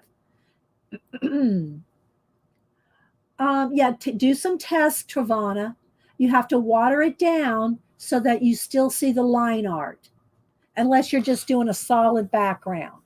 You know, this is just a solid background. And these are just craft paints, guys. They're all Americana craft paints. They're only like, they're about $1 a color, you know, thereabouts. You know, sometimes you get them for $89 on sale, or, you know, $69 on sale, up to $1.25. But so I'm averaging it out to about $1 a color. And it's matte craft paint. Because if it's not matte, your color pencils are not going to blend over it. You can hard pressure some shading over some metallics and stuff, but you're not going to get blending unless it's a matte. Okay, so there's that. Again, a wash on that fox. Some different techniques we practiced on these snakes with acrylics. Here's the one with the paper piecing I was talking about. Now, this is just a wash. This is on where he did his line art on there and on different sections. But the rest of the alligators, all I did was take a piece of tracing paper, traced around the alligators, then took that tracing paper over to the scrapbook paper and cut them both out at the same time. Don't take a piece of tracing paper and trace it and then cut that out and then put that tracing on top of scrapbook paper. Leave it in a big square. Leave it in a square or whatever size it is. Leave it that. Don't cut the tracing paper until you lay the tracing paper on top of the scrapbook paper and cut them both together. So you'll get a perfect cut that way. Okay, so yeah, Devin. So all this is just different scrapbook papers that I cut the alligators out of to do this. Now, most of the people say that are color bookers, I'm not going to do that. I'm not going to paper piece, and that's fine. I like to show options. Bye, Travana. Thank you for being here. Tavorna or Tavrana? I'm not sure, but thank you. Thank you for being here. Okay. Good night. Sleep well. So here's where I started with these roosters. Started the same kind of thing with the pagoda dragon. Uh, oh, what kind of dragon is these? Anyway, I try to think of too many things at once. But you can do you can go in here again and start shading with your pencils. Komodo dragon. How I remember, the first time I ever saw Komodo dragon was in Johnny Quest. Do y'all remember the Johnny Quest where they were on that island? His dad and Race Bannon, and they were on that island, and the bad guy released the Komodo dragons after Johnny Quest and Race. That was a scary moment. Yeah, Komodo. Yeah, thanks. Z. I had pagoda stuck in my head, and so anyway, that was scary. That was scary because I watched those in real time in the '60s. Johnny Quest is real time for me. Real time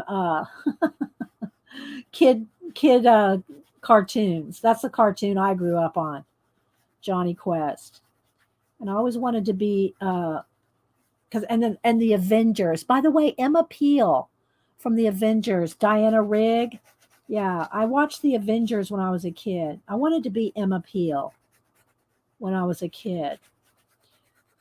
Those were real time shows. Mission Impossible. Mission Impossible was like my all time favorite TV show. I loved Mission Impossible. Did your next level coloring really? Oh, thank you, Sydney. Thank you. But I show you guys everything I do. I have no secrets. You don't have to pay classes for me. Not that there's anything wrong with that. Don't email me, people. If you charge to do classes, everybody should make a living at what they do. But I don't. Everything I show you guys is free. I don't have any paid anything. I mean, I do welcome, and thank you again, Gaga, for the super chat earlier. I welcome super chats or PayPal tip jars, but I show everything I do is free.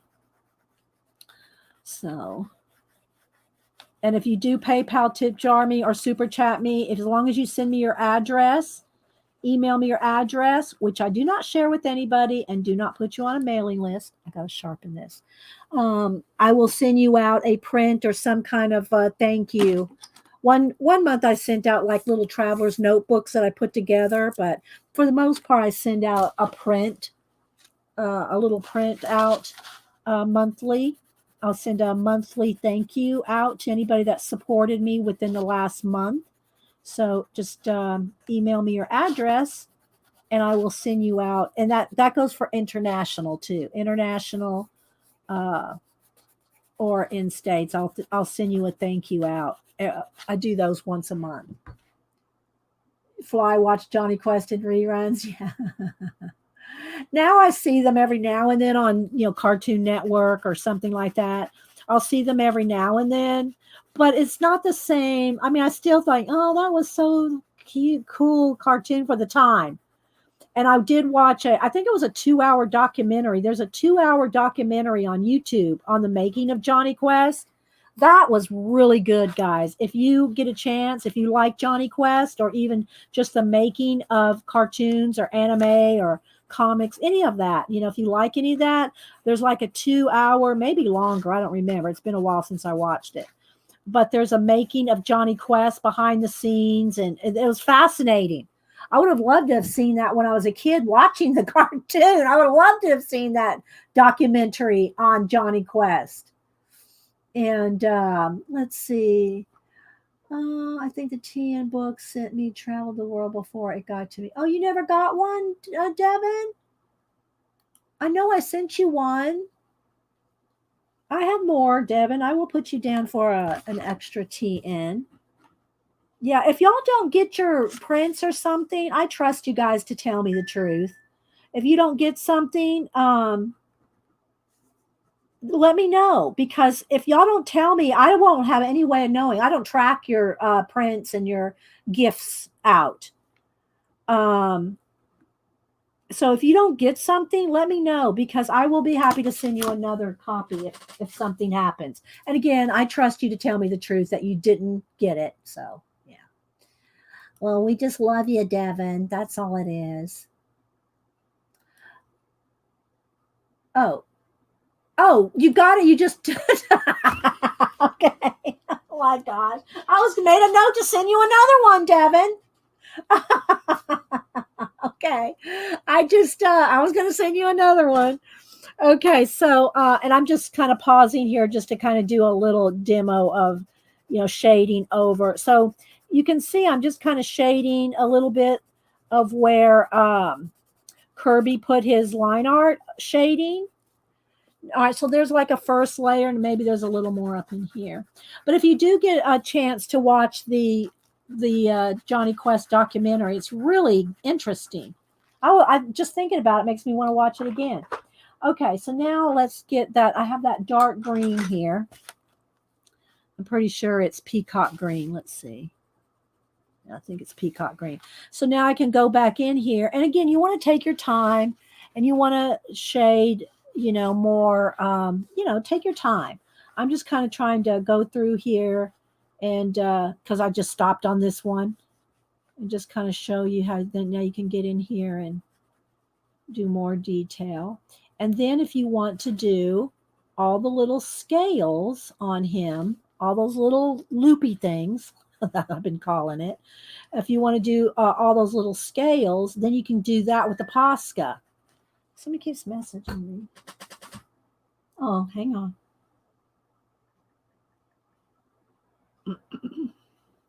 I do like the way the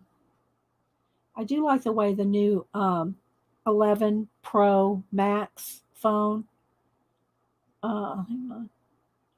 You can do it. You can either do facial recognition. I'll just turn it off for a second. So you can either do facial recognition or the passcode, which I just select passcode. But look, there's my new screensaver. This was the one I put on Catterday. This last Saturday. Yes, it's a cartoon. It's a kid's cartoon. Here, hang on now. Wait for it, Devin. Wait now. Now, y'all know I'm not going to show you more than 10 seconds on, but I'm sure there's one on. I don't know that I've looked on YouTube for a Johnny Quest, but I'm sure. Let's see. Just so you can see who it is. But go find the documentary.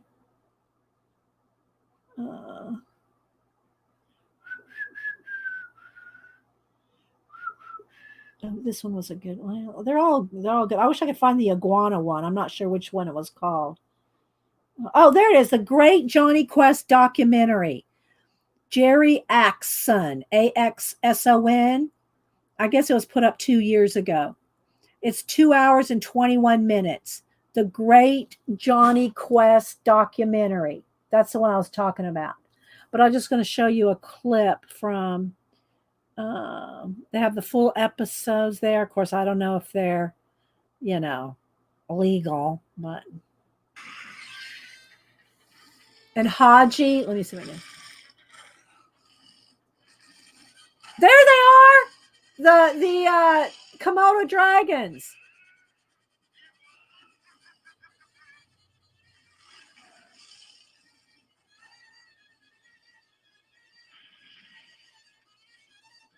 So go look for that. It's yeah. Oh my gosh. All right. So, y'all excuse me for a minute. I'm going to watch a couple episodes real quick. No, I'm just kidding. But there are a bunch of Johnny Quests on YouTube. So Devin, you can go watch them. But his dad's an archaeologist, scientist. I think he's a scientist.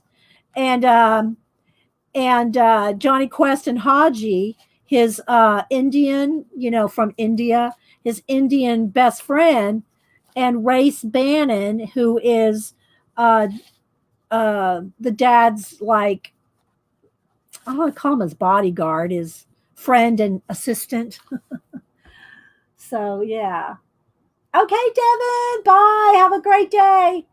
Go watch Johnny Quest. I don't know if I never saw a remake of Johnny Quest, but then I'm not saying they didn't do one. I just don't know of it. But go watch the documentary. You don't have anything to do and just want something. If you're working in your studio or just working whatever you do, and you can run videos in your background, put on the Johnny Quest documentary in the background. I'm going to watch it again now that I remembered it. And thanks to the Komodo dragon. So you can see now I'm just going in here with the dark green and doing more shading. And then you can blend out with the light green again, or even some like lime peel, I think is what this one's called. You can start softening and blending. I want to do a little section. Just you got to do this first before you go in with any Posca. You've got to have your background done. So I'm going to try to do a little, maybe around the eye here. Let's go ahead and get some more shading done. Maybe if I zoom, well, I don't want to zoom in yet because I'm not done showing you all the books. I want to get through the books real quick, but I just thought it would be kind of cool just to, show a little more Kirby and work in some Kirby today because we haven't done it in a while. I'm going to go back to his World Within Worlds in a minute, but we got a little sidebar of other Kirby books here, and I will go grab that sketchbook one just so you can see what's out there by him.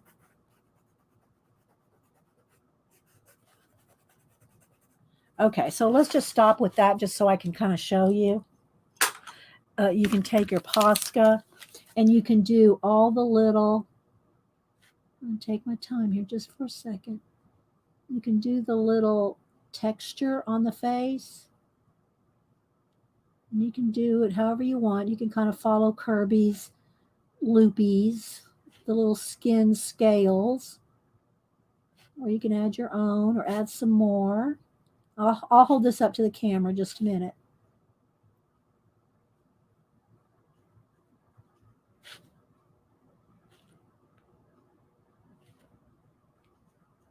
Now you have to let this dry.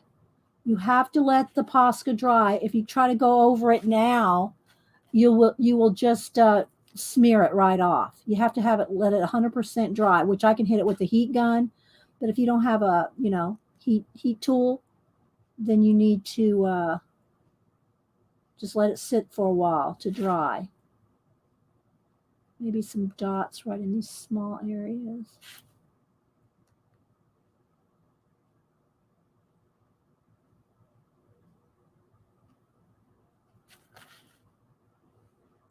All right, let me go grab that sketchbook.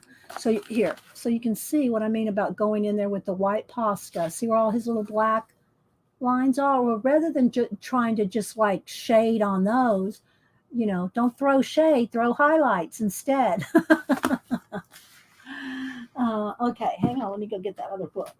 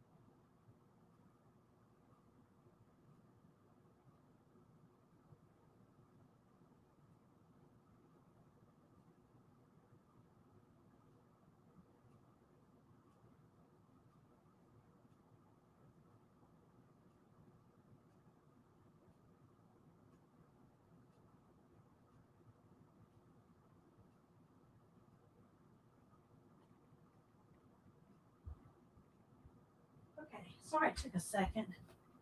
I have one that Cameron worked in, and then I have a new one, so I had to find it. So this is what the little, it's kind of like a little Moleskine size. Sketchy Stories. Has a little strap on it. And let's see when it came out. The Sketchbook Art of Kirby Roseanne. This came out in 2016. And what it is his little sketches in a sketchbook. But there's places where if you want to doodle or color or add things yourself, you know, he talks about the different pens he uses, how he starts from, you know, a sketch into line art, into shading, and into detail. He shows all that. And so it's just a little working sketchbook of his. He said, this is the drawing that launched my name in the doodling community, 2012. So this was his main doodle that he did to start his, said it got his name going. So his little creatures that he puts those little creatures in all of his in his color book pages. Before you go today, could you flip back to the bat with the black lace? Okay. Yeah, I'm trying to think of which book was it in World Within World. Which book was it? Is it in this? No, it's got to be in Phantom. It's either in one of these, Phantomorphia or Geomorphia. Here we go. I think it's in Phantomorphia. Here we go. Okay, so all I've really done is a little bit of gray shading. It's not obviously not done, but you can do this with a black alcohol marker. You can do it with any black marker because these pages are one-sided. They're one-sided, so it does. Just make sure you put something behind it. But yeah, so it's just black, black marker, and then some gray shading, which is not done. You can see these little circles aren't done. Of course, the bat's not done, but there's the base of it. Okay, Molly? So it's just black and gray. Is that good? Can you take a screenshot of it if you want? You got it, Molly? Take a screenie. So, yeah. And that's in Phantomorphia. Okay, so let's go back. Okay, so this might be dry by now. So now what I can do is I can go back with my lime peel. Let me sharpen. Okay, so I'm kind of just hold this up just so you can see. So now where it's white, I can go over it. And you can do it in a couple different shades of the same greens that you're using. But when you go over it, you're going over the white and knocking the white back, but it's still there. It's underneath the pencil, but you can still see, and it gives it that depth. That just shading doesn't give you those highlights. Okay, so there. Can you see that it's not white anymore? Here it is white. Let me do a little section right here so maybe you can tell.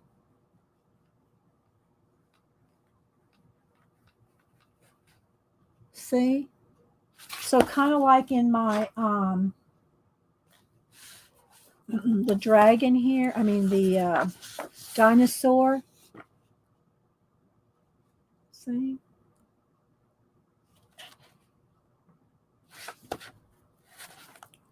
Okay.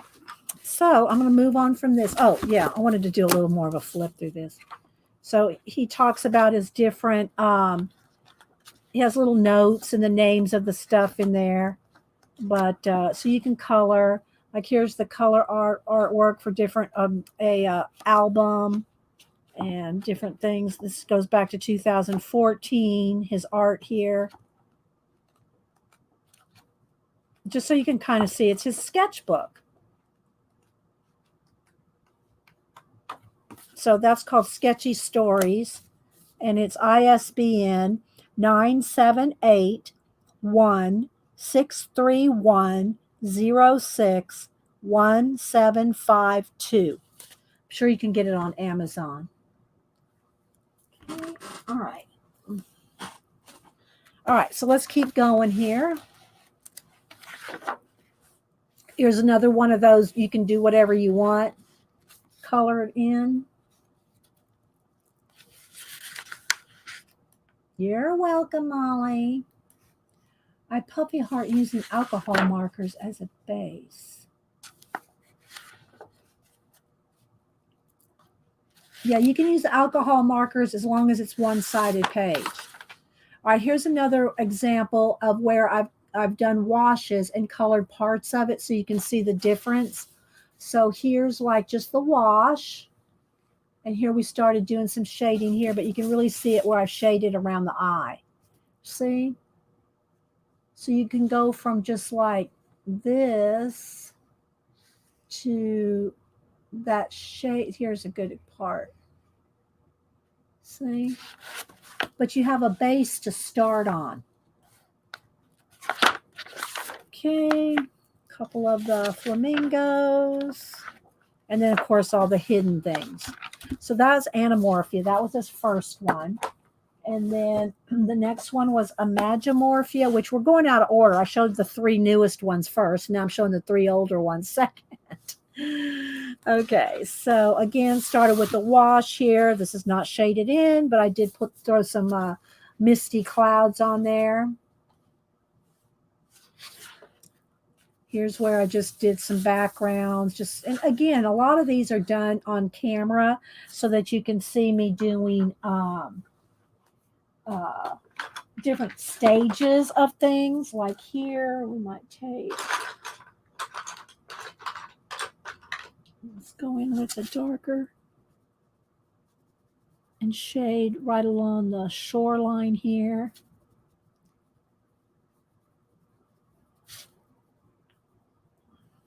I'll hold it up after I do. I don't want to zoom because I want to flip through the whole book. Then we'll go back to one of the other projects and I'll zoom in. But just so you can kind of see. You just got to keep layering and blending.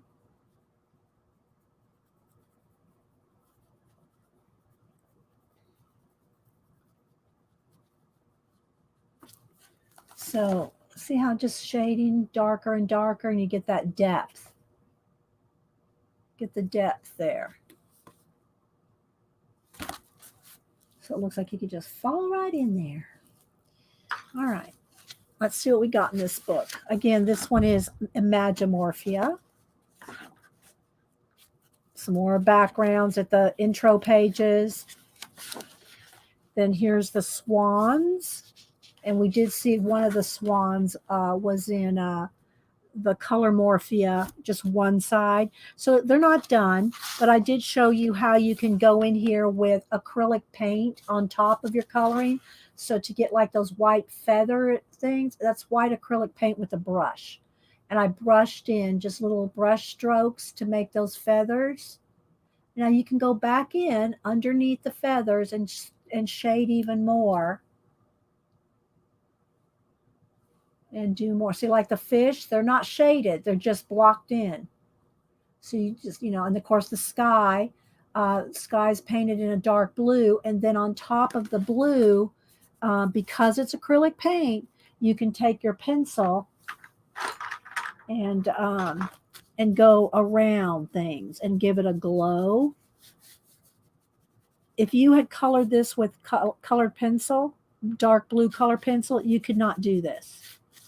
You cannot put this white pencil on top of like a dark blue pencil. It's because of the acrylic paint wash that you can go in there and do the on top of the paint. Okay. Now here's one where I did use a little bit of gold.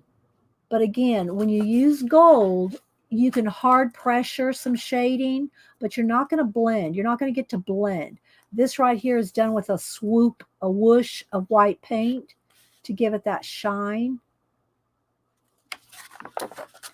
Here's where I showed how you can do smoke.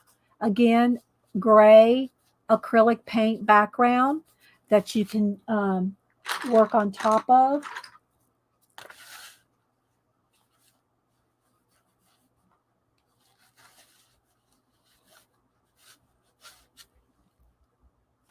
Okay, And the same thing for the soft blend or the soft shading there.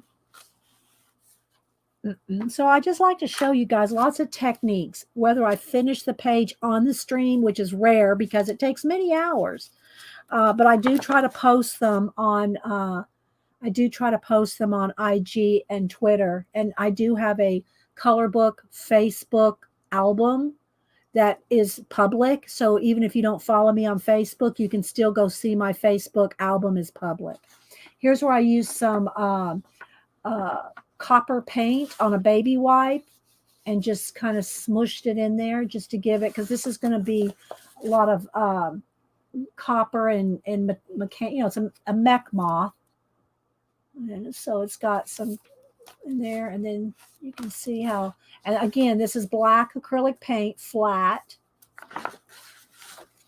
Shown here so you can start with another color of background. It doesn't have to be black. I just prefer the black because I like doing space in the back, but you can do it any color. Now some colors, red, yellow, lime green, they will probably take 2 coats of paint, even straight out of the jar. They're not as opaque as black, and certain colors are more opaque. Some of the teals are darker, but yellow, lime green, and red, you will probably have to put 2 coats. Here's another way I showed where you can do feathering around things. Again, washes of color with the black background, blue background, just flat blue right out of the jar. Here's my King Kong, which is going to have like a city. It's going to be like glowing fire. He's attacking the city there.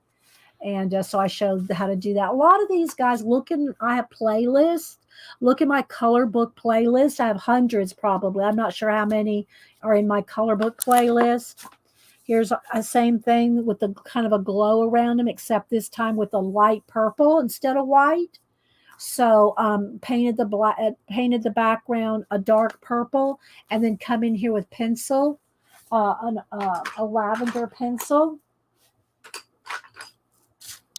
And then you can do like them moving through the water. And you can do more striations and things, like that, make them really look like they're moving.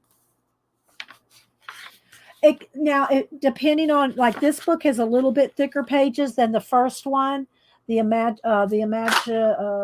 Anamorphia had real paper thin. So if you put watered down acrylic or watercolor down as a base, it can warp. I showed you that in this one. This book, the pages are like paper. I mean, they're like a little, maybe barely up from a copy paper. And if you get this real wet, it will warp some. But I have found, guys, by the time you finish coloring your pages and doing a background and doing the back page, the warping is really gone. It really does, flatten out the more paint and layering of pencil you do on it. Just the act of penciling is flattening out your paper in and of itself. This one's a little thicker, so it probably didn't warp as much. But you do want to, if you are going to layer and layer and layer with paint or acrylic paint or watercolor, dry in between. Because what it is, it's not the paint or the watercolor or the acrylic that's hurting your page. It's the water. So you have to just, don't oversaturate and pill your paper. Here's where we just did some little doodly moss. Here's the spider web. This one did take a while. And I did not do the little creatures in the background on this side.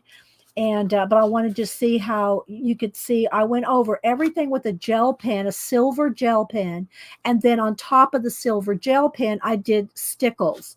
So I took a stickles. Now I don't have the. This is a pearl. This is pearl, but it comes like this. And I went over every line of all the spider webs, so you can see. Oh no, it wants to flash out. You can see it's all done with stickles.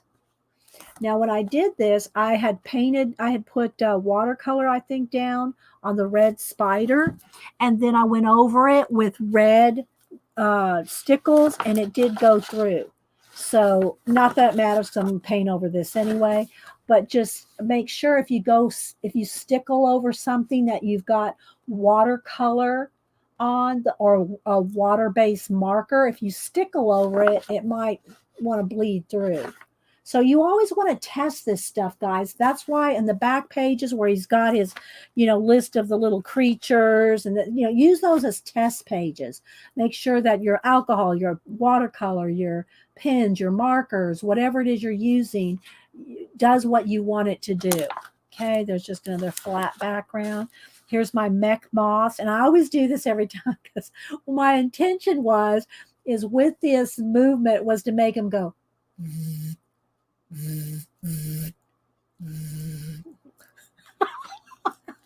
That's what I had in my head when I tried to make them have and again, they're not finished, but I just want to just see you can do different things. You can do different things with your, here's another one, not done, base coated in. I'm going to have all this is going to be water waves and stuff. I've just got it kind of started here. So, but I don't want to get too far in because I'm not done, haven't got that far yet. But I'm going to want to wave out every bit of this all the way around. So, yeah. Here's another one, just wash and then started shading here. You can see where I started shading in the ear and around this eye here. And then here's an example of where I did one page with just the wash and the exact same thing with the wash and then the color pencil. So this shows you that you can take just a wash and build it up to this with color pencil. And I say this all the time. Jane, Dee's vibrating. Watch out. I have people message me and say, and I use Sammy too as a color and chat with Sammy, and that's with a U color. She's in the UK. If y'all don't follow her, she does like all color. Her color books are amazing, and she just does pretty much all coloring on her channel. And anyway, if one of the mods want to put a link to her, that feel free. But anyway, I'll have people message and say, I use the exact same colors that you and Sammy use, and I follow along. I use exact pencils, exact shading. I did everything, but it doesn't look like you and Sammy's pages. Well, I can tell you almost 99% of the time, it's because they don't high contrast. They stop at this stage. They think this is the colors Dee and Sammy use. Why isn't my page looking like that? It's because you stopped at this. You have to do the high, you have to go almost to the darkest dark you can get in that color, if not a black or dark brown or dark purple. You got to have it real, real dark and then go all the way to having white highlights, whether you do that with paint or Posca. And this one, I didn't even put any Posca on. This is just pencil. But I can even get it even whiter in some areas, some of the highlights. Of course, this page is not done either. But it's almost invariably the problem when people do not like their pages is because they have not put enough contrast. They stop at this. They're scared. They're scared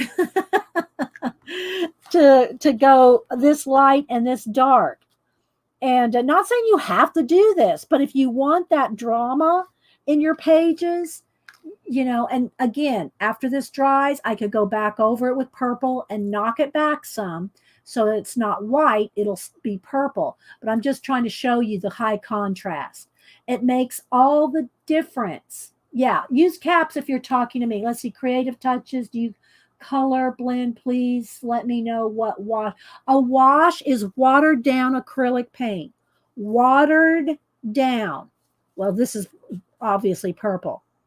But that's all it is. When you see these areas like this is watered down green, okay, watered down purple. And then after it's 100% dry, do not try to pencil over damp paper. If you don't have a heat tool, then you're just going to have to let it sit overnight. Do not try to color pencil shade on top of damp paper. You will just rip right through that paper like there's no tomorrow. Well, Creative Touches, I have tons and tons of color book pages. And also, like I said, Color and Chat with Sammy. Here's Pacola. Thank you, Pacola. She does almost all, I mean, she might do something here or there in between a haul and stuff. But for the most part, Color and Chat with Sammy in the UK does all color book. And she's an amazing color book artist. So follow Color and Chat with Sammy with a U. Color with a U. She's in the UK. So, and she'd probably tell you the same thing, that people say, well, I don't know what I'm doing wrong. I'm using the same colors. And Sammy will even sometimes put the number of her pencils out there, number 920, whatever. And, it's color. So, but people will say, well, why didn't mine turn out? It's almost always because you don't have enough contrast. Okay. Almost always. Okay, so here's another wash. So you see how it's kind of flat? There's not a lot of contrast. It's because I'm not done. I haven't done the shading yet. Okay, here's where it's just a blue background. Here's another one where I showed how you can do the blue on top of a dark blue paint, and then the pencil shading around to make it look like they're a little bit of glowy, a little bit of movement. Again, no shading yet here in the shark. So, I can go in here now and take, let's see, what color do I want? Do I want this color maybe? And now I can go in here and start shading with pencil on top.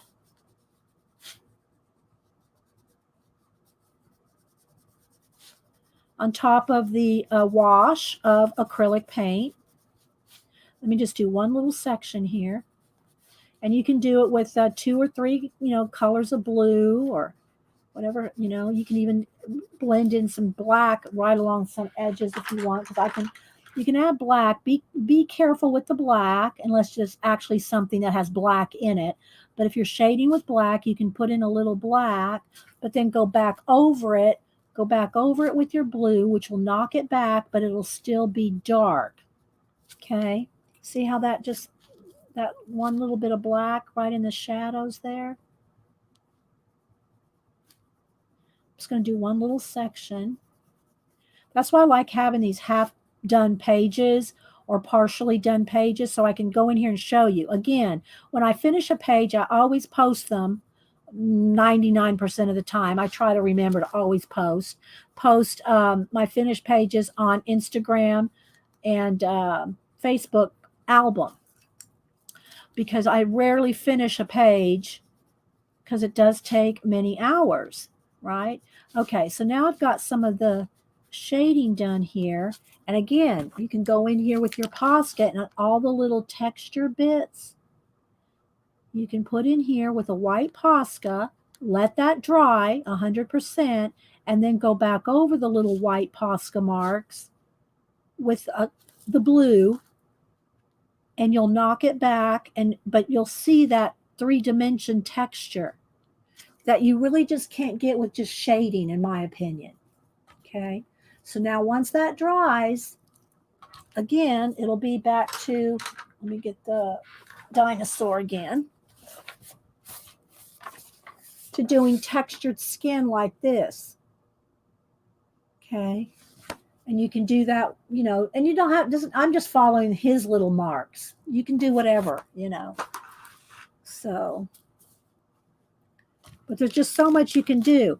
And again, let's just say you like the shark teeth, but they're not big enough, or they're not sharp enough, or they're not mean enough. Well, then make them bigger. You can make these teeth bigger. Do whatever you want, because like I said before, Kirby is not going to email you and say, my shark teeth weren't like that. Do whatever you want. You can make him drool.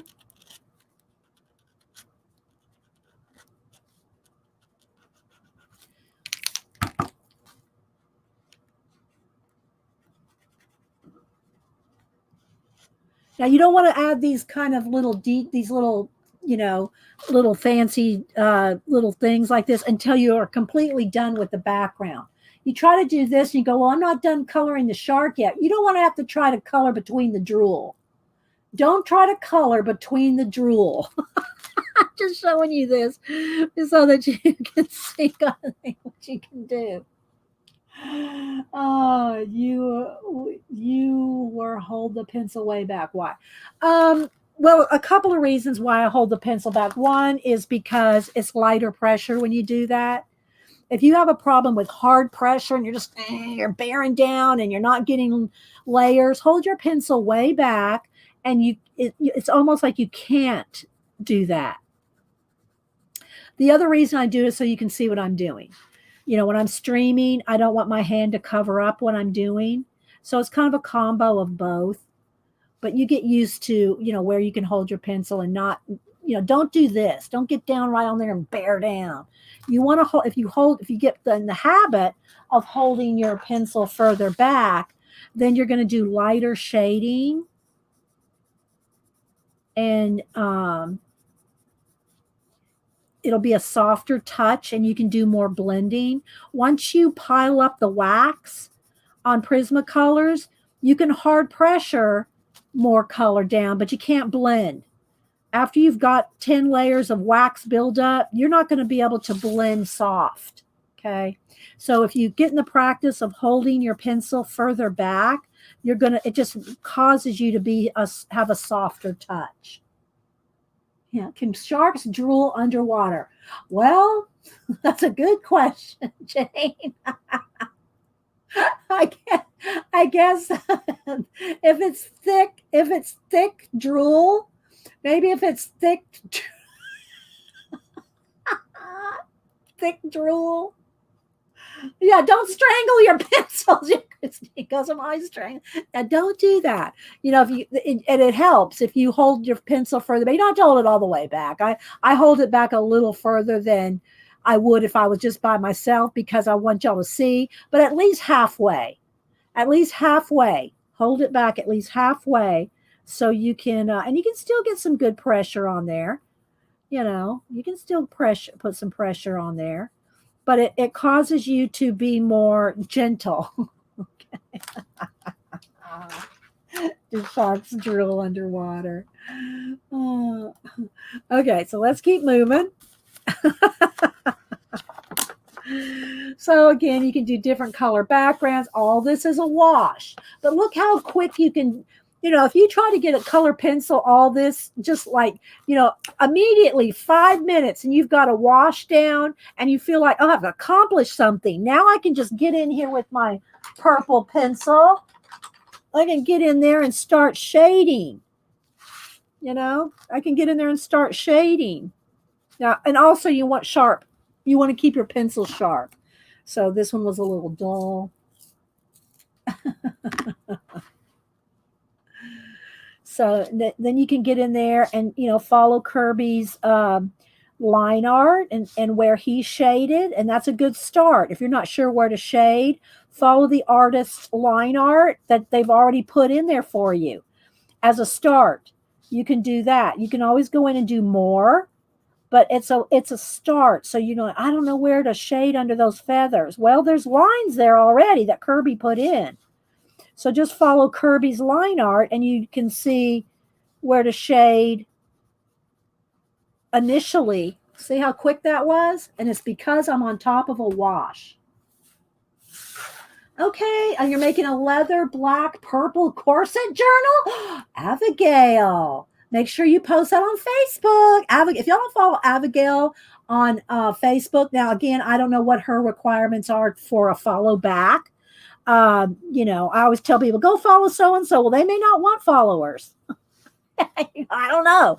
But if you follow her or she has a public, like my art's public, if you have a public album, if she has one, oh my gosh, she's been drawing and painting and bookmaking. So go follow Abigail over on Facebook. Just saying. Okay, so so there's that. let's keep moving on, keep flipping. Oh, and then also because this is acrylic paint, you can take your pencil and it'll go right over the top. Okay, it'll go right over the top of acrylic paint. So you can do that. You can do soft feathering and blending that you really can't do pencil on pencil. All right, let's keep flipping. Here's another one. This one's going to be a monochromatic page. So you can see I'm not finished here. But so what I did here is I took the teal color and I went over the whole thing. Just one big wash of teal. Now I'm doing some fancier stuff over in the bird cage, so I didn't wash over this. But over all the birds, I just put one big flat teal wash, and then I went in with the full strength. After that dried, went in with the full strength in between. And now I'm going to go back on top with just black and white. So then black and white on top of the teal. So you can see there a little bit of color in there. Okay, yeah, public, make it public. Okay, Abigail. I'm looking forward to seeing it. I liked your last ones. Okay, so again, I showed here that you can, if you're going to paint the background, say dark, another dark color or black, then all these little stringy bits, you know, you don't have to worry about going out of line. Just paint right over those little tentacles, right over the top of those tentacles. Because if you're going to paint the background, it's not going to matter. You're going to paint right over that. So why be so careful not to go out of line if you know you're going to paint the background, right? And then, of course, here's the one that, no, this is a different one, isn't it? This is not the same one we were working on. It was the pagoda in another Komodo dragon. And then again, here's some horses just washed in. Same thing for this, doing a blue snow leopard, but doing them in blue and then white on top. Now this, I'm going in here with white paint. Now there's not a lot of detail yet, but I'm going in here with white paint on top of the fur. And then what I'll do is I'll go back on top of the white paint and shade, right? So you can kind of see a little bit of that. This I did, we were doing, so well, what can you do with a gel pen? Well, when you want to use your gel pens or little fine liners, this is a kind of page that's fun to do. Little, you know, this is all just different glitter. Some is glitter. I'm not sure if all of it is. But anyway, this, I just went in here with my gel pens, like 3 colors of green, and just did all the trees. Now you can see I missed one right there. No, it's a spiral. But just went in there with all the gel pens. This is like a chill doodling thing. Here's the camel. Again, I did this on purpose to show you. You don't have to be careful about getting out of lines if you know you're going to paint the background. Now, if you're going to leave the background white, then of course you're going to have to be careful. But all right, here's another thing where you can take control of your page and do whatever you want with it. I did this ahead of myself just so I can show you the technique. But normally I would not do any of this until everything was done on the owl. Because if you want to, let me get a baby wipe. If you want to do mist, fog, or any kind of, you know, what I do with the baby wipe, let me just get some white in here. And in some of the other books I'm going to show you, I think there's some painted over that way. So what I do is I take a baby wipe and some white paint and I mash it in. Use my hand so I can mash in. You want it mashed in. You don't want just a big blob of paint on your baby wipe. You want it mashed in really well. And again, this owl is not done. So you don't want to do this until everything in the background's done. This tree, I painted that tree in. That tree was not there. So you have to finish painting in and doing everything you want in the background and before you do this on top of. But I'm going to show you. So then you can take your paint and make mist and fog and things like, let me go up here where you can see it. Okay. Or clouds. Let's say you want to do some cloud. And again, I'll just repaint this. Um, if you want to do clouds, you can do this with the baby wipe. Then after that's dry, you can add a little, or you can do it with a Posca, but you can add little white, like the silver lining. So you can do this, but you have to be brave to do this, because what you're doing is you're painting on top of your work. And you really can't get rid of that unless you let it dry and just completely pencil over the whole thing. Right. So once you got to be brave to do this. Now, like I said, I will just go ahead and paint in all the feathers, and then I'll repaint over this because I just did this for an example for you guys. Okay. All right. So the same thing for here. We got to wash.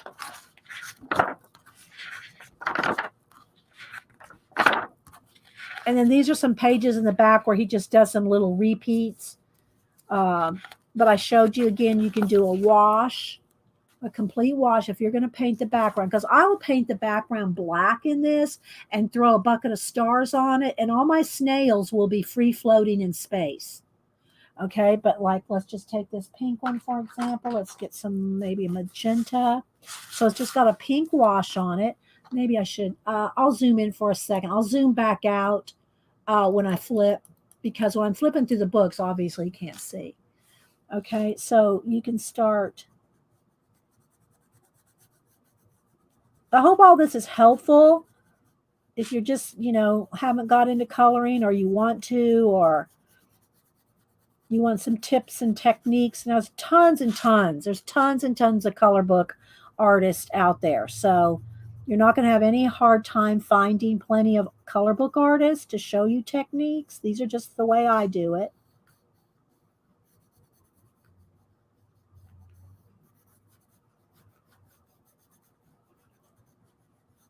So let's just do a little section down in here. And then maybe with a lighter pink, I can do a little blend.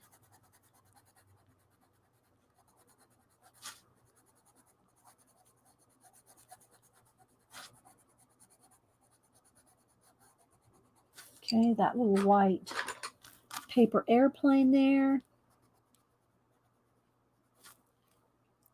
Of course, I can always go in here with my Posca. Get it really bright white because it's acrylic paint. And again, the same thing. Let's just do some little texture on this. And I'm following Kirby. He just has a lot of loopy, scaly type textures on his creatures. But, you could do dots. You could dot some in. I did that on the Dinosaur. I dotted and looped.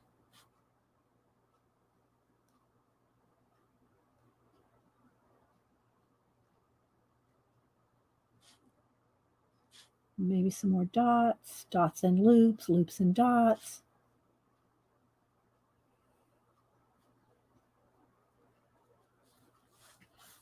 Just to give it some texture.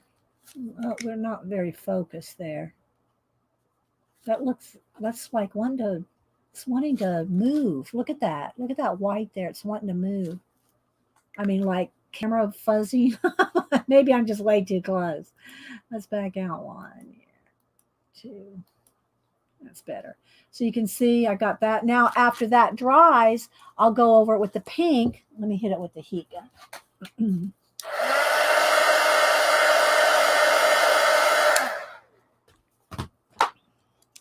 Go back over it with the pink, and then it gets it knocked back from being pure white, but you still have that texture. And you can go in here with a couple different shades. You can go in here with the light. You can go back in here with the dark.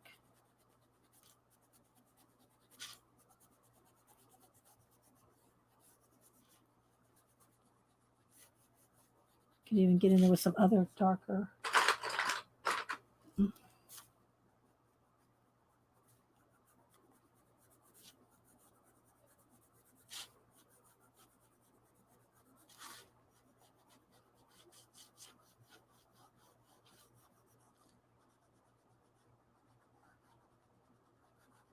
I know I'm probably missing a lot of comments and questions. Okay, but you can see how now that snail is starting to look round. See? And then if you want to do an even extra shine to him, when you're done with all that, you could either do it with the baby wipe, like I just showed you with the baby wipe, or you can just go ahead and put a nice highlight down the middle of him where he's kind of wet. Okay, so you can kind of do that. All right, let's back out again. Oops, one more, and I think, was that about where we were? No, we were in one more. There we go. So see, you can see just that quick how you can do that. Okay, creative touches. Maybe I have that. I will have to try that. I learned so much from this video. Oh, well, good creative touches. I'm glad. Thank you, Christine. Anybody else I missed? Hi, Kate the Skate. How are you doing with the teaching? Are you back at school yet, Kate? Or are you still doing remote learning? Kate the Skate's an art teacher, an actual in school art teacher, but I don't know what she's doing right now. Okay, so there we go. There's that. I'm just going to keep flipping here. Here's where we did some different tests. So these kind of pages and toward the back of his book, where you can either do, again, paper piecing or do your own doodles, your own Zentangles. They're also good for testing out your different supplies. So here we tested out different watercolors. Okay, so Kate said 9 minutes till kids come to your Zoom. Okay, so you're Zooming it still. Okay, Kate. Your class is probably one of the favorites. If you are they making you teach other things besides just art now, Kate? Are you doing just art, or are you doing other classes as well? Because I can see how teachers might have to double up on their curriculum. So again, you can see where we started shading with. Let me sharpen again. I look at chat and go in here and start, start doing some pencil work. And then if you really want real bright white, or a bright under, because I'll call it an under highlight, because then you can go back over that Posca. This is pencil right now, but you can go back over the Posca with the color, and it knocks it back to the color that you put on top of. But right here, I'm just going to kind of just highlight these feathers softly with the pencil, just so you can kind of see how it kind of gives you the white, the edge. Okay, same thing for all of them. And again, this is just stuff you want to take your time with. You don't want to rush through it. When I'm coloring by myself, I am not rushing through. I go a little fast here on the stream so I can get as much done as possible. But you can do it. Take your time. Your kind of collage in outer space. Oh, all right, Kate.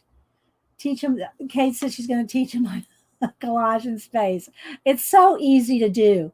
Give everybody a bucket of stars, Kate, and they're good to go. Now, their parents may not want them splattering stars near the computer.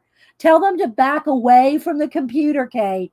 Back away from the computer before you start throwing a bucket of stars anywhere, right?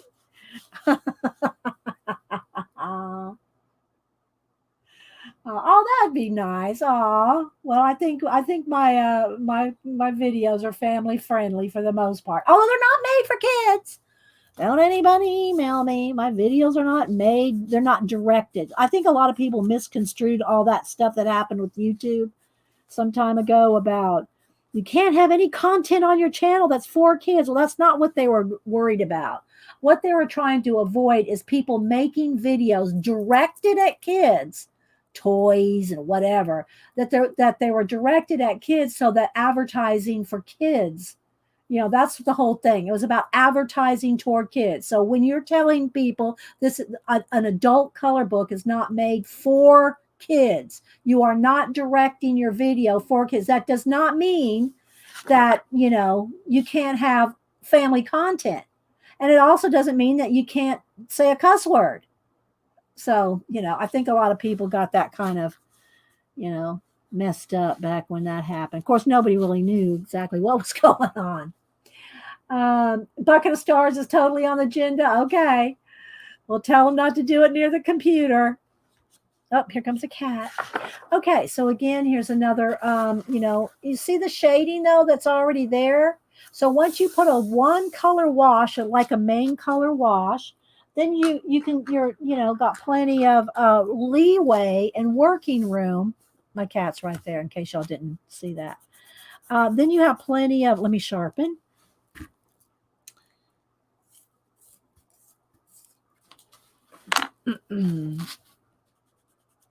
To go in here and shade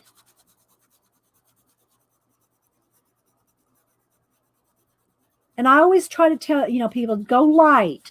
It's easier to layer and it takes time, but you can layer up lots of different colors if you just take your time and shade lightly rather than hard pressure.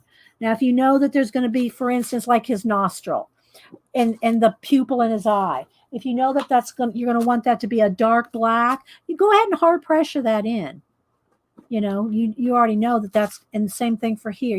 That's going to be, you can go ahead and do that. But you don't want to hard pressure anything in that you're going to want to layer or you're going to want to do shading. Because, once that wax build up, and again, that's what Prismacolor. Polychromos is more, they're harder pencils. I always tell people if you're a beginning colorist, though, I always recommend Prismacolor because they're so forgiving, so soft. Soft like my kitty. They're so soft. And blendable, so you can do both. There we go. What do you think? What do you think there, Oliver? You just want me to throw a pencil at you so you can bat it around, right?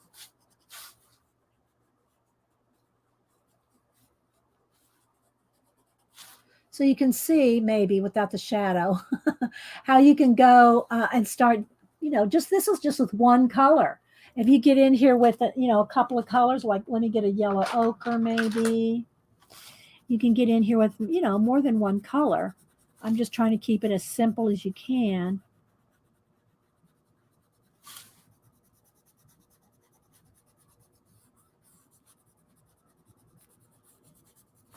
And start building up your colors. Okay. So you can see how quick that goes. And I'm just following the shading that Kirby already has, that he already has on the page. So, a lot of people go and say, oh, I'm not sure what direction the light's coming. Where do I shade?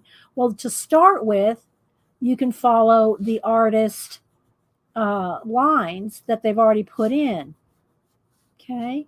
So you can do that to start with.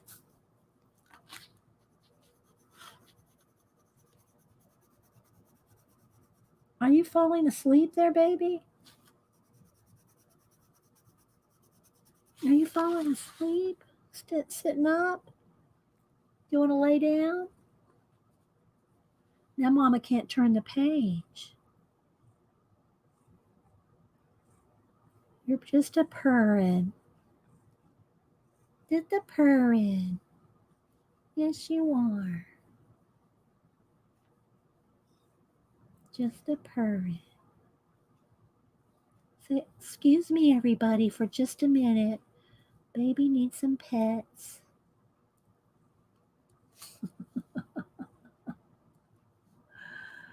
Yeah, and I love this picture. I love this picture so much. I put it on my I love this picture of them. This was my Catterday picture.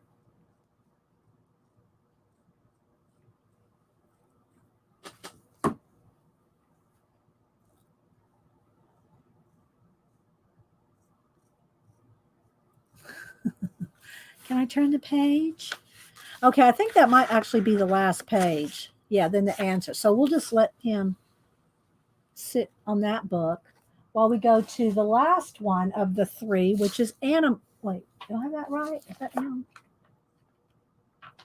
Is this the one? No, I showed this one, didn't I? Did I show them all already? Maybe that was the last one. Or Mythomorphia. Did I show Mythomorphia yet? Let me see.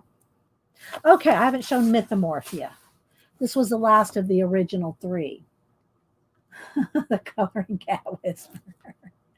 All right, baby. You want to sit right there? Okay, then Mama will close this one, and we'll go to this one. You okay? You feel okay? Your ears aren't hot. You feel okay? Okay. All right, let's look at this one. Oh, my foot's asleep. I'm sitting on my foot, so. All right, so Mythomorphia, an extreme coloring and search channel. Challenge. Okay, so here again, I've got a wash of, here, let me shove that over a little bit so we can shove you over just a little bit, baby. Can we move you over just a little bit? Oh, no, you just want pets. So again, you can see all this is just, it's not even it's just, it's watery looking, right? It's watery looking.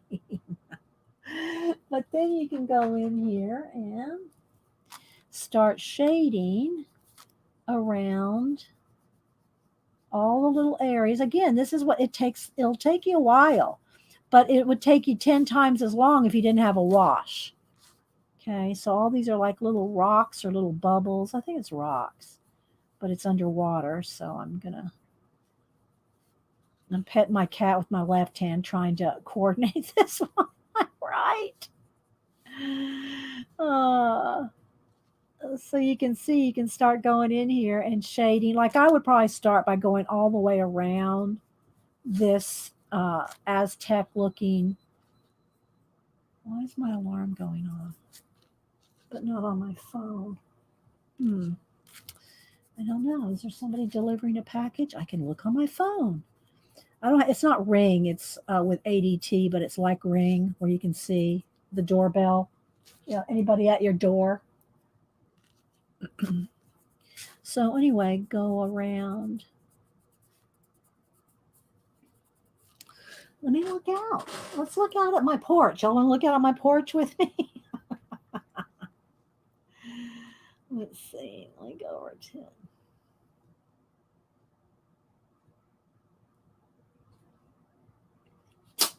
Oh, sneeze. Okay, there's my porch. There's nobody out there. Nobody's out there. Okay, baby, you're going to have to get down. Let Mama finish. Okay. The Coloring Cat Whisperer. All right, so we're going to finish flipping through this and maybe a couple more samples before we go. Again, this one, this is what it started out as. And then look how when you start shading. See? So you start out with this, but you build it up with pencil. Is my chat still working? Let me do a test. Because it might have froze up. Here it goes. Then it starts moving real quick. So let me flip through this last book here. Here's an example of after you finished putting all your colors down. Then you can do the baby wipe smoke thing. The baby wipe rub and blend. Okay. But you have to be brave because you're going to put this on top. You're going to put this right over the top of things you've already colored. So there's no going back. So you got to make sure that you're ready for that. Or splatter, the bucket of stars that me and Kate were just talking about, where you just have watered down acrylic paint and you take a soft, fluffy brush. And I usually have it in a little bucket. A little like a juice lid. That's why I call it a bucket of stars. And you squirt water in there and water down your paint. And then you just flick You just flick on your stars, your foam, your whatever. But then see this right here, like coming out of his nostrils. You can do that with your paint. So you just take your paint. I'm taking a Posca here, and you can you know, and then you can soften, and you can add even more if you want. And just kind of soften it with kind of do more details as much as you want. It does add depth, Darla. That's the whole thing, right? It does add depth. Oh my gosh, Lisa, you have 14 cats? I couldn't do that. I think the most I've ever had in my life at one time is 3. Maybe once we adopted a 4th, but I don't think I've ever had more than 3. And it's usually only 2. So I don't think I could deal with 14. They'd all be so needy. I can't. These 2 are needy. Okay, so here's some little gnomes riding on snails. Green Man. Pegasus. Again, I would do all this background black, and there's the earth, stars, and see where all this little swirly smoke stuff like is? You could do that with your baby wipe and the smoke, but you got to do that's like a final touch. A final touch is that kind of stuff. A dragon.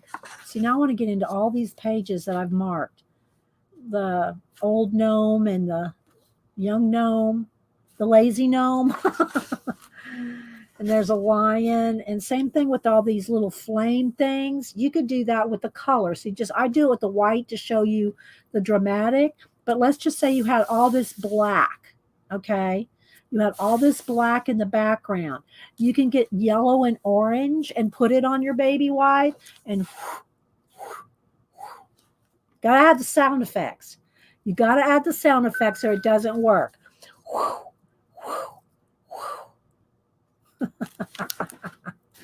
Okay, so here's my Kraken. And I did this with black and 2 colors, teal and magenta, a light and a dark magenta, a light and a dark teal, and then black and white. And again, it's got a lot of Posca dots and Posca texturing. And then you go back over it with your color pencils. And of course, all the black is just a solid black. This is what Kate was talking about. She's going to show her students how to do a sky. And then color pencil goes right over the top of it. And you can do all this nebula and like let's see, like here, let's do another star over here. See how the pencil goes right over the top of acrylic paint. If you had done this with pencil, if you had colored this background black pencil, this would not work. You could not do this. Okay. So there's my Kraken. Let me pull that up for you a little bit there.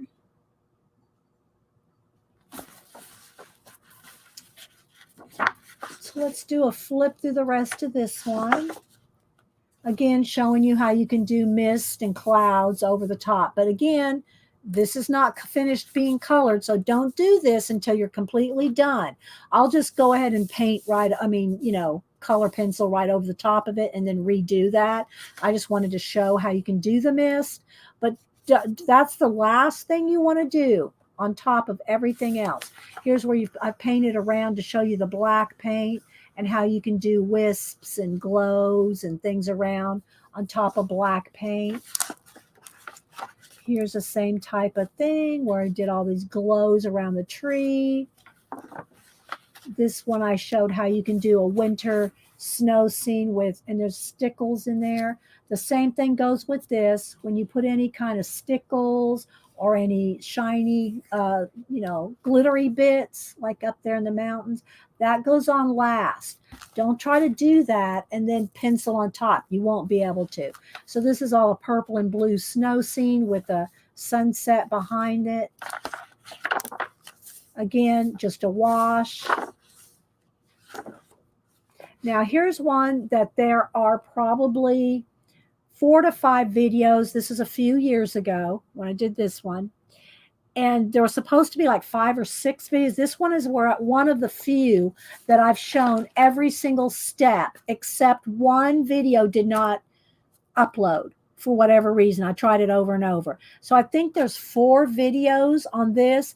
This took many, many, many hours to do. And then it's also got gold and silver on top of the fur after everything's said and done. He is shimmered up. There you go. Can you kind of see where it's shimmering? That's not shimmering because of the wax. That's shimmering because of the gold and silver I put on him. Okay, so but my werewolf, he wasn't stepping in blood with the original piece. I put all that in there to make it extra creepy. And then, of course, I went around every bat and every raven and highlighted them, plus some of the trees and things like that.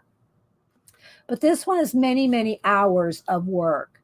All the swirls in the trees, that's all done individually. All that. This took a lot of hours. Yeah, this was a lot of hours on the werewolf. Here's another one where you can add, some special effects. Here's one where I did the fire and water dragons. Now, of course, the fire one's not done, but he's going to be all in oranges.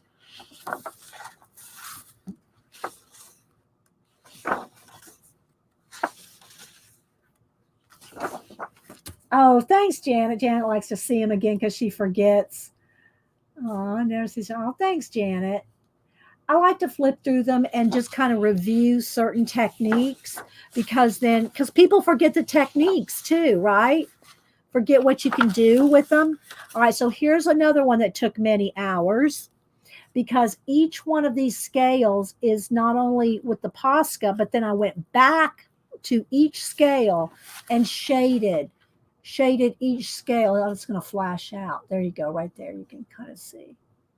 So all those scales are gone over. After there's a wash, then I shaded, then I Posca'd, then I shaded again. So all those scales took a long time to do. And I wanted him in a flat mist. So again, with the baby wipe and the paint, after everything was done, then I went back in there and put the mist in right over the top. You have to be brave. You have to be brave. So, yeah. And then it has a little bit of fire. Okay, so let's see. We've got a couple more pages here. But Kirby's work is just so imaginative. You can have so much fun with it. You can have so much fun with it and do so many things, whatever you like, but you do got to take your time because there's so much detail but that's part of the fun of it. And again, I don't mind doing multiple pages. I still love, this is one of my favorites in his World Within Worlds, is what we started in today. I love my shoe page. This is one of my favorites. I just love the colors of it. I love the shoes and the texture and the clouds. So this is one of my favorite pages that I've done. This and the werewolf. I love my werewolf too. And so, yeah. But I really love the shoes. So anyway, I hope you enjoyed seeing a flip through of all the Kirby books.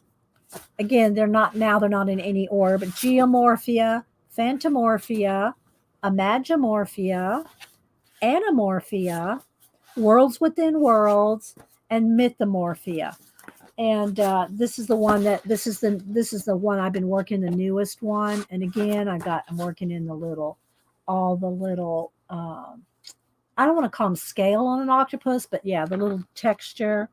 And let's see, I showed this one. There's the dragon's eye and the dinosaur that I'm still working on. So do you normally do the background last? It's going to depend on what it is. If you want to do a lot of, let's just say here, all his little fur, You know, if you don't want to have to paint around that real carefully, then you could just wash that fur and then go in with a black background or whatever color over the top, because then you can cover up all the out of line stuff.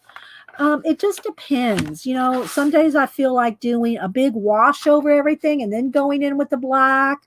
Sometimes I want to do the background first. I don't know. I don't know that I really have a formula or a method. I think it kind of depends on what it is. Like, for instance, this is a good example. If I wanted to do all these sea creatures, okay, if I wanted to do, let's just say, I'll take 1 minute to do this. Let's say I want some green. Let's do some, maybe a couple, let's do some bright green and teal and pink. Let's just say, all right. Of course, I can always pencil over it if I end up not liking that. Okay, but let's just say there's like pink coral. I could do actual coral color, but I'm going to just go with pink, green, and a teal color. Let's see. All right, so let's say I wanted these colors in all these little creatures. Let me water this down. So I'm going to just water each one of these. I know you don't want them running into each other. You can be a little more careful than what I'm doing here. Okay, so then I'll just get a brush. Let's say I want mostly, this one will probably be mostly pink. So I'm going to water that down. So can you see why I would do the black last? So now I can go in, or blue, or whatever color my water is going to be. So now I don't have to worry about, if I did all the black first, if I did the background first, then I'd have to be real careful in here. I'd have to make sure that each one of these didn't get on top of the black, because you would see it, right? Or have to, whether you did it with pencil or paint or whatever. But if you want to have a base coat on everything first,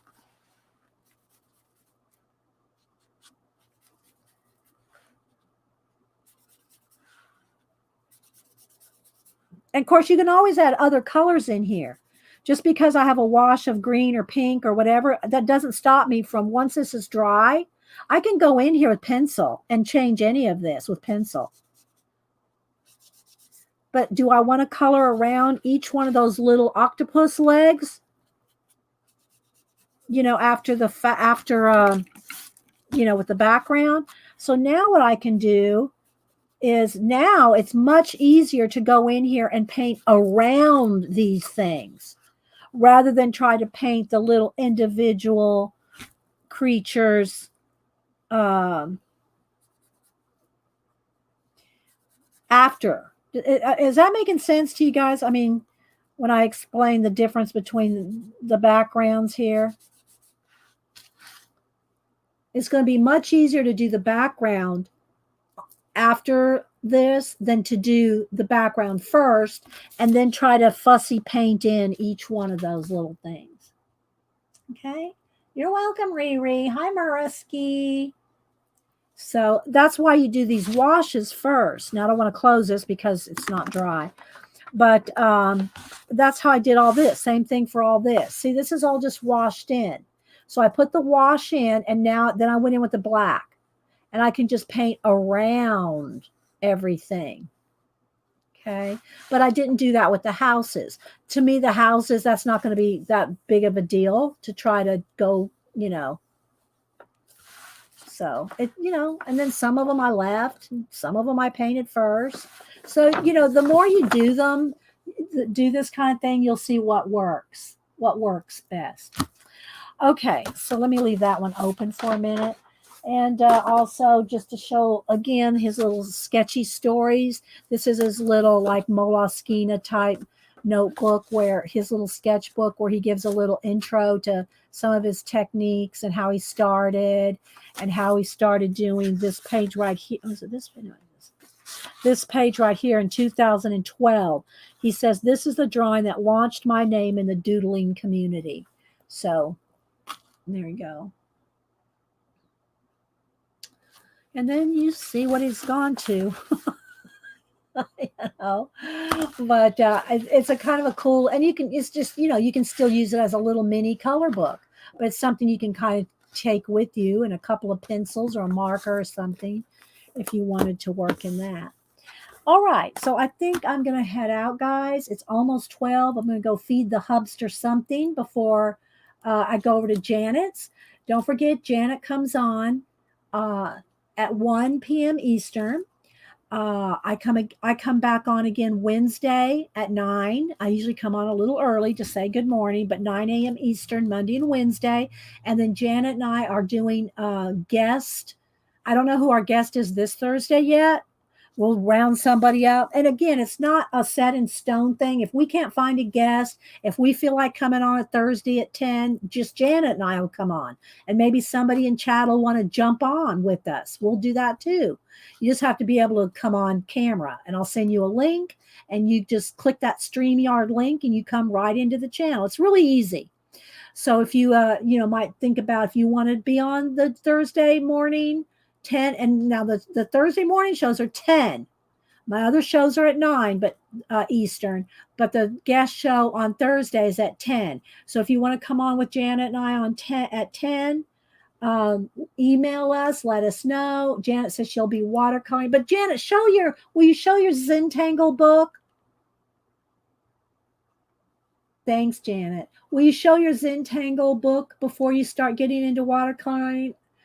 It's so cool. Janet has it's kind of like how you have a baseball card collection or an ATC collection. She has ATC size Zentangle book, 3-ring binder. It's amazing. It's amazing. So join me on Wednesday, 9 a.m. and then Thursday at 10. So, and if you want to be a guest, either email, message, or leave a comment. And yeah. Is Janet online? Yes, Janet is here. I'm going to click on Janet's name again. There's Janet. Moreski. That's Janet right there. That's her YouTube channel. She comes on in about an hour at 1 Eastern. Okay? Yeah. So hopefully Janet will show her Zentangle book again. You're new to her. Okay, well, there you go. Join her channel. It's right there, Mariski.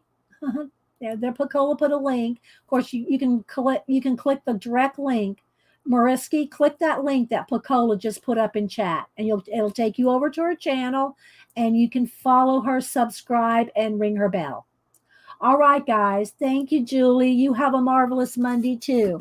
All right, guys. We'll see you over at Janet's. Thanks, guys. Bye.